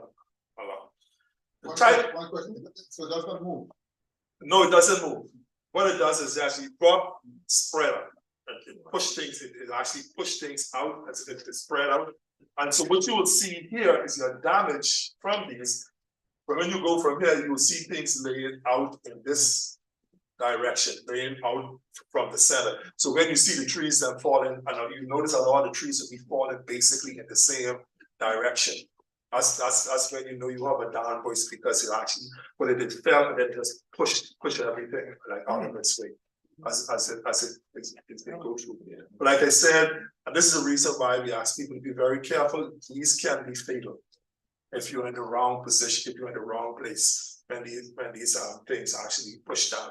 So you notice, the roofs torn off in some areas, trees and all of that, and you notice that it's not really something that is compacted together. You have it like in isolated places around, and that's because what happened is that you are actually on the circumference of this circle as it push out, and this can push out up to about 2.5 miles and going out. Okay, so this is what we actually done. This is mostly what we see going on in this around us. So you have the different types. You have the wet ones, which is from the mid-air and actually on precipitation. So that means while it's going on, you get a lot of rain, a lot of precipitation going on. And then the dry ones we've seen also a lot of around here. So that's when you're cooling the cloud base, and you're above the freezing level. And so you have a very little precipitation going on, and then you have something that can be at what we call a hybrid, that can actually be a combination of any one of these along with any one of these. So that's what you call it. So what do you see? So how do you recognize these? You have the blowing dust devils and gust fronts going along them. Now what a lot of people have seen, I've seen some pictures, videos even on YouTube of some that actually occurred here, and they see these, these what you call dust devils, they're actually on outside of it, and when that push out, it actually caused these dust devils. So you see a lot of dust flying up around, and that is the clear sign right there that you're actually dealing with a microburst and not a tornado. Okay, they see the dust out there spinning around, and they see the spinning motion going on. They say, "Oh, that's not a tornado. You just got away with murder," right? Right. And so these are the signs and the things that you would actually see going on. Of course, you have thunderstorms in the vicinity with rain, or what we call Virgo. What is Virgo? That's just a term. It's really rain. You can actually see it coming from the ground, but it's not that. It's a rain coming from the ground, and what it does is that it actually evaporates before it reaches the ground. So you see it coming from the cloud base coming in. So all these things are your signs that you actually experience a microburst. So when you see those little dust devils spinning around and carrying on, that's it. That's your clear sign that you just saw. And what you see spinning around is not a tornado, that's a dust devil. That's actually the result from a microburst. Okay? So these are the things we have to be very careful about. What else have this? Oh, aviation. This is where this becomes a problem. It's a major problem. They can actually take down even jets. Case in point, these are two cases in point: Eastern Airlines Flight 75 and the Delta airline. I think this one, I remember this one clearly because I was actually working this afternoon, and this afternoon. Yeah, this was actually in, I think, Dallas, I think it was, right? This particular Delta flight. And it was everyone was, it was a fatal flight. So we saw a lot of these things happening around this time period during the 70s and the 80s, all of that. So we realized that, with the aviation industry at such threat and at such risk from these things, and we realized that they can actually cause this kind of incident. That's when we developed what we call a low-level wind shear system. We have one here now to put into operation, full course operation at the NASA, LPIA. And these are systems that are actually used they consist of, how many hours? 8 hours. We line them up in a certain area around the runway, about a mile or so out. If you would, two of them you would see. I don't know if when you take that side road to the airport heading to Coral Harbor, you'll see one as soon as just before you get to Jet Center. You'll see one on the curve, where we have that tower, we have one there. And then as you go past the Defense Force base near the airport, you see another one there. Those are really towers we have. We set them up strategically around the runway, and they communicate with each others. And that's a part of our low-level wind shear system. The reason for them is actually to detect these kind of things when they're happening. And of course, the message is immediately relayed to the air traffic controllers, who would then say to the pilots coming in, hey guys, we're having some issues around here. There's a possible microburst about to occur. So we need to be careful. And to show you how common these microbursts are, they're actually 10 times more common than tornadoes. They're very common, okay? Especially around it, it could be even more than 10 for the United States, where they actually see a lot of tornadoes. Still, the microburst is more than 10 times more common. So I just have at the end here a picture to show you this is what happens with an aircraft being caught up in a microburst. So what you have is this gust of air coming down. So you have this guy, he's cruising in and he's on his landing path. And when if he gets caught at the end of the microburst, that's when you have to be pushing up and then pushing up. So what happens is that instead of him continue on his glide path, he gets pushed up. Okay, so his nose now gets pushed up. So what happens is that the land on his runway there, but now he gets pushed up, so it puts him in a position that he would overshoot this runway. But as he continue on, he gets caught up in the downward path. So now he got set up, and then suddenly he gets pushed down from this downwards coming in here. So now you see here, he's now in the middle of the strong winds coming down, and his nose gets pushed down, and then he end up, there's his runway, and he end up falling short of the runway. And that is what happened in most, as the way these actually happen. So this is really, of course you can get caught in these at any time. If you just happen to get caught here, the wind just start to come down while it's still on your path, you then still get pushed down into the ground. And when that happens, there's no control. They can't really. This is an incident that a pilot cannot control. And depending on how strong this microburst is, will determine whether or not he was surviving. Of course, those two incidents, they would have gotten caught up in some really strong downbursts, and it created microbursts. The same thing apply at sea? Could this happen at sea? Yeah, it can happen at sea also. Same thing apply? Yeah, same thing apply, right? So now, but the thing is that, well, the thing a bit at sea, you would actually be at a much higher level. So even if you get a push down, right, you could probably get out of it in time to get your nose back up and land. But remember, this guy, he's on his final approach. And this is where it becomes dangerous. That's the reason why we put these around the airports. When he's on his, usually your final approach, you about here, 1,000 feet or thereabouts coming in. But at sea, you would probably be several thousand feet or so, which would even put you above the base of, well, not above the base, but pretty more near the base. And so you would just ride around it.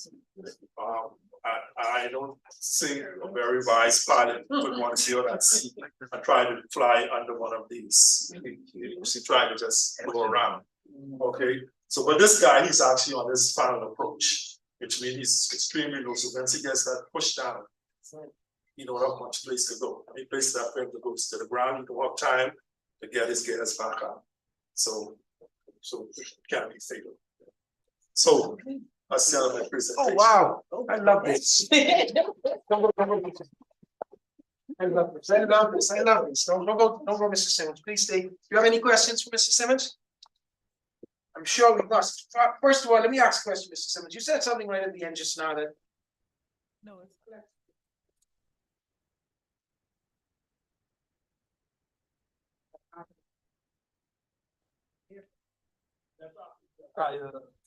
The aircraft would be at the high. Yeah, so if they no, the aircraft, if they, like Captain was asking me about what effects they would have on a plane that is flying overseas.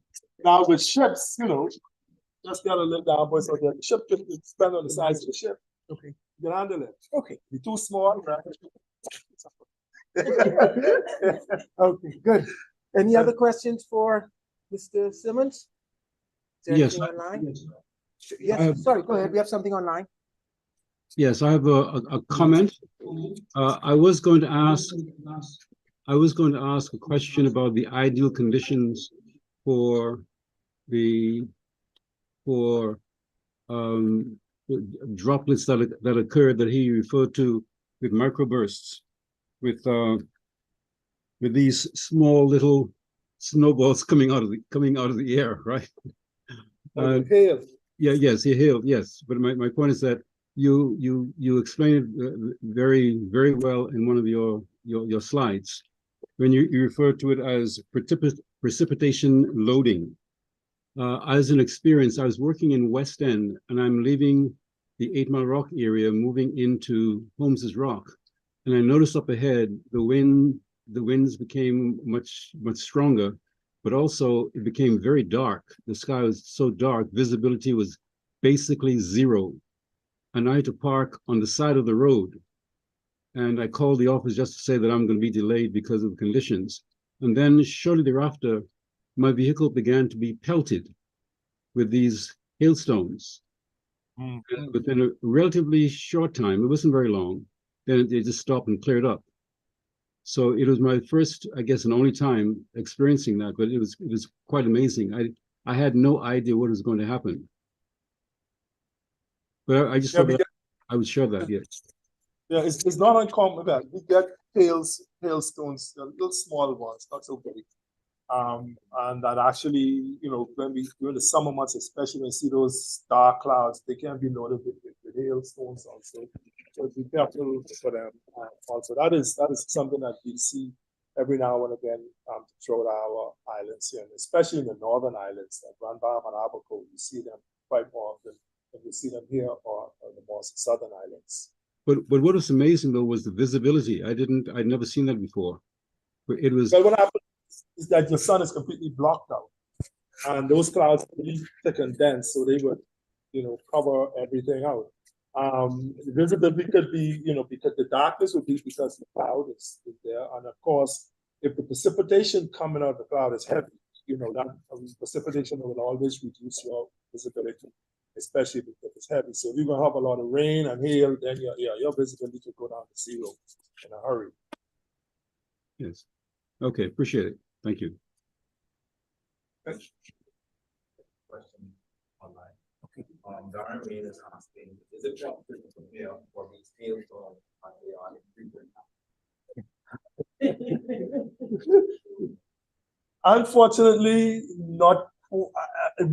That's the reason why we put out and we started doing a lot of it, and because we was just discussing this week on how we could make these things, get it out to the general public easier, or get it out more to them. But we've been actively over the past several years putting out these severe weather warnings for certain areas. So what we asking people, if you're in a particular area and we put out a severe weather warning, that area, you need to start watching out for these type clouds. When you see these clouds are building, getting thick and dark and heavy over you, there's a possibility that you are in danger. So you need to, and don't forget, it's not only these downbursts, we're also talking about lightning storms, which is, again, something that's evil. So you have to be careful when you see it. We put out some things, we warning people, summertime, we like the beach. Be careful out there, the water's going to see these clouds are getting heavy and dark and coming at you. It may not be a bad idea to get out of the water, because not only from these downbursts, you also become a lightning rod. Okay, so even on the golf course, playing golf, maybe you want to pack it up and queue up at a later time. But you only get to one of the holes, come back later. Right? So these are the warnings you try to put on people to be careful of these things. When you see these things happen around you, now you have to be more vigilant as to what's going on and not get caught off. Okay?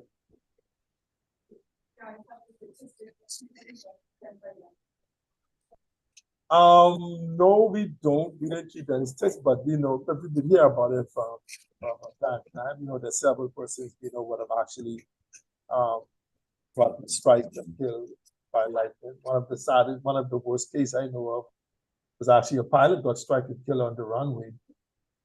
And the ironic thing about it is that he was walking out to his plane. And the ironic thing about it is that he was on his way to his plane to get to Goody Lucha to pick up a body that got killed by lightning strike. and you know, but the airport out of there on the runway, the air is careful of these large empty flat areas. All right, that's why we tell people get out of the waters. The golf course, you know, you all don't allow no trees on the golf course like that. You all want nice smooth green grass, right? Yeah. Well, that's why you have to be more vigilant with these things, right? And really, you know, because when you see these clouds beginning to build up around you, right, you need to take precaution. You need to be very careful. These things can be fatal.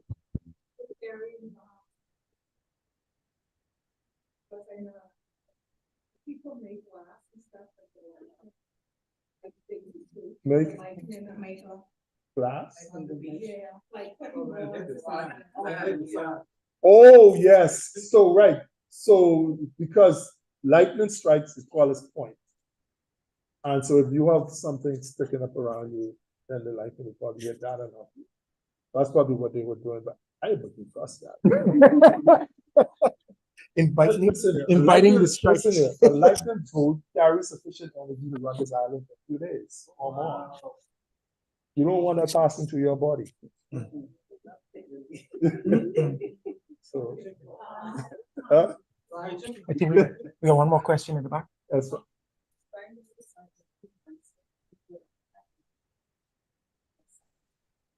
Because I noticed like all of the sea green trees always this way down. Right. So. How often have you seen how often have you seen the lightning? Not the lightning, sorry, the microburst in your time at the Met Office? Seen a lot of them, several of them. In the Bahamas, that is. Yes, several of them just about every summer. We would get reports of them every summer. You hear about these things going on, getting damaged, and there's a lot of them. One we had just the other day in was Captain up in the Blue Hill areas. That was last year before, something like that. And then there was one the other day around the airport where we had actually a plane on the Bahamas airplane. I think it's damaged on the runway there. And then we heard about the airport there, and then we heard about further away from that, further over in the area there, going into Sandy Port area, like. So that was because the damage would have happened in those as it spread out. So it happened over here, it happened over there. And they say, oh, well, it hit there, then they pick up and they went there. No, it did not. That was one thing that actually went down, spread out, and hit those different areas. Did not walk. Right. So it was the same event. And that is the way it happens. Okay? Good. Any other questions? No? All right, well, then, Mr. Simmons, thank you very much for your presentation. Let's give Mr. Simmons a round of applause, please. PP Chantel is 1:45, and we're supposed to be getting to the closing at 1:50. It's not reactive, Can you hear me? proactive. We have been preparing for disasters, I mean, in years in advance. And after one particular disaster, we prepare for the others. Our committee consists of volunteers, persons who give up of their time to better their community. And it's always a team effort. We anticipate that we will continue because, like I said earlier, the needs are insurmountable, and we want to continue to try to restore the lives of our Grand Bahamians and get them back to some form of normalcy. What we were able to do in 3 years, we're very, very proud. Okay, when you talk about rebuilding, I mean, in building from scratch, about approximately 17 homes from scratch. I think we did over 1,000 renovations, mucking and gutting.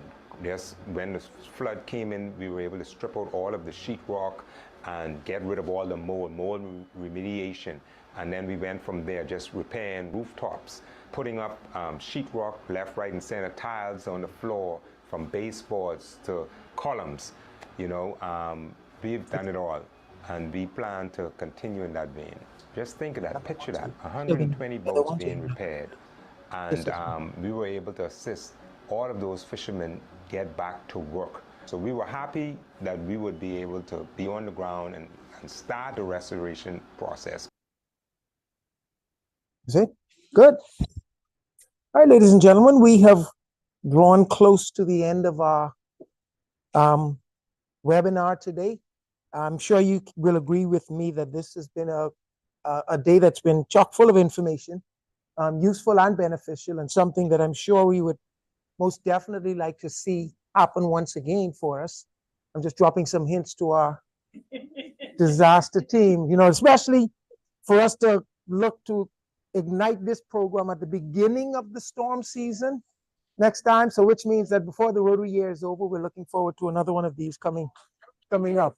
Okay, fantastic, good. So to wrap up and give us our vote of thanks, we would like to invite President Leah Lowe from the Rotary Club of Southeast Nassau, the great club. I am not going to be accused of that.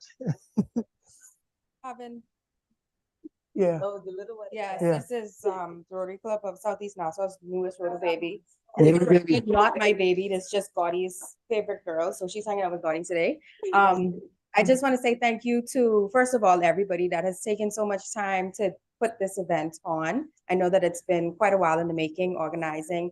Behind the scenes, there's a lot of people that are working in this room, especially those of you online. You cannot see the people that are working in this room who are making this happen, who me and Cassidy been here pointing and saying, what's that? What are they doing? Why are they doing this? So just thank you to everyone that's here. And of course, to our presenters who are in the room. Thank you so much. As a Rotarian, it's wonderful to see that we have experts in the fields like this that affect us all, who are interested and willing to continuously partner with us.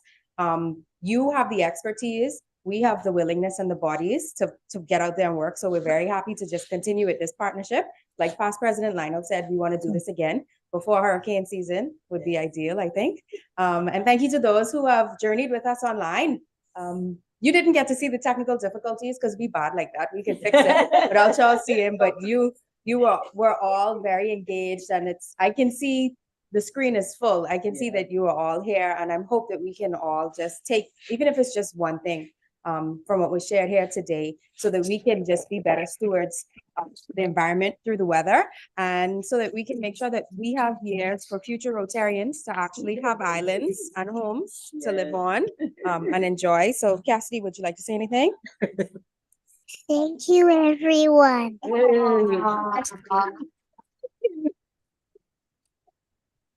Great. So that does bring us to a conclusion. Thank you all for your participation, those in attendance physically and those in attendance virtually. Thank you for your attendance and your participation. And we look forward to seeing you again to Rotary around the world.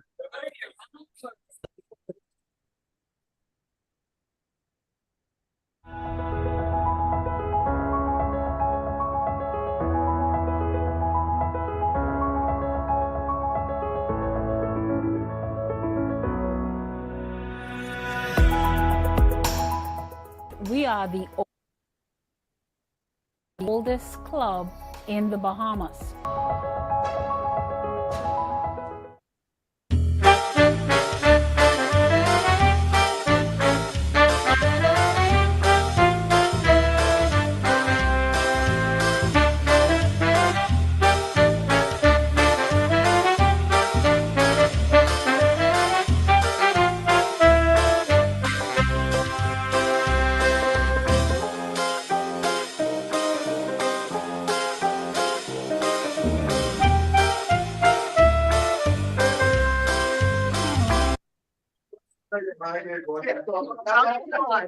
I'll take one. Did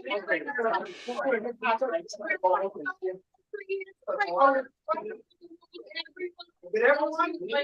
Everyone start? I hope I did okay with the introduction. Absolutely, absolutely. I get this. Cheers, everybody. Right? That beats everybody else. I can actually. One time I've heard it pronounced right. That's an your program.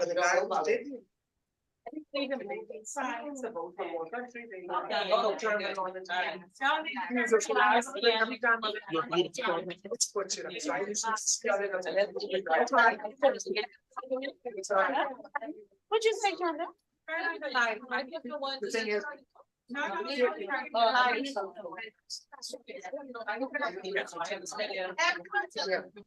No congregating in the hall. You need a light. Don't worry about what's in the back. Yeah, come in. Good. Thank you all, just seated in here.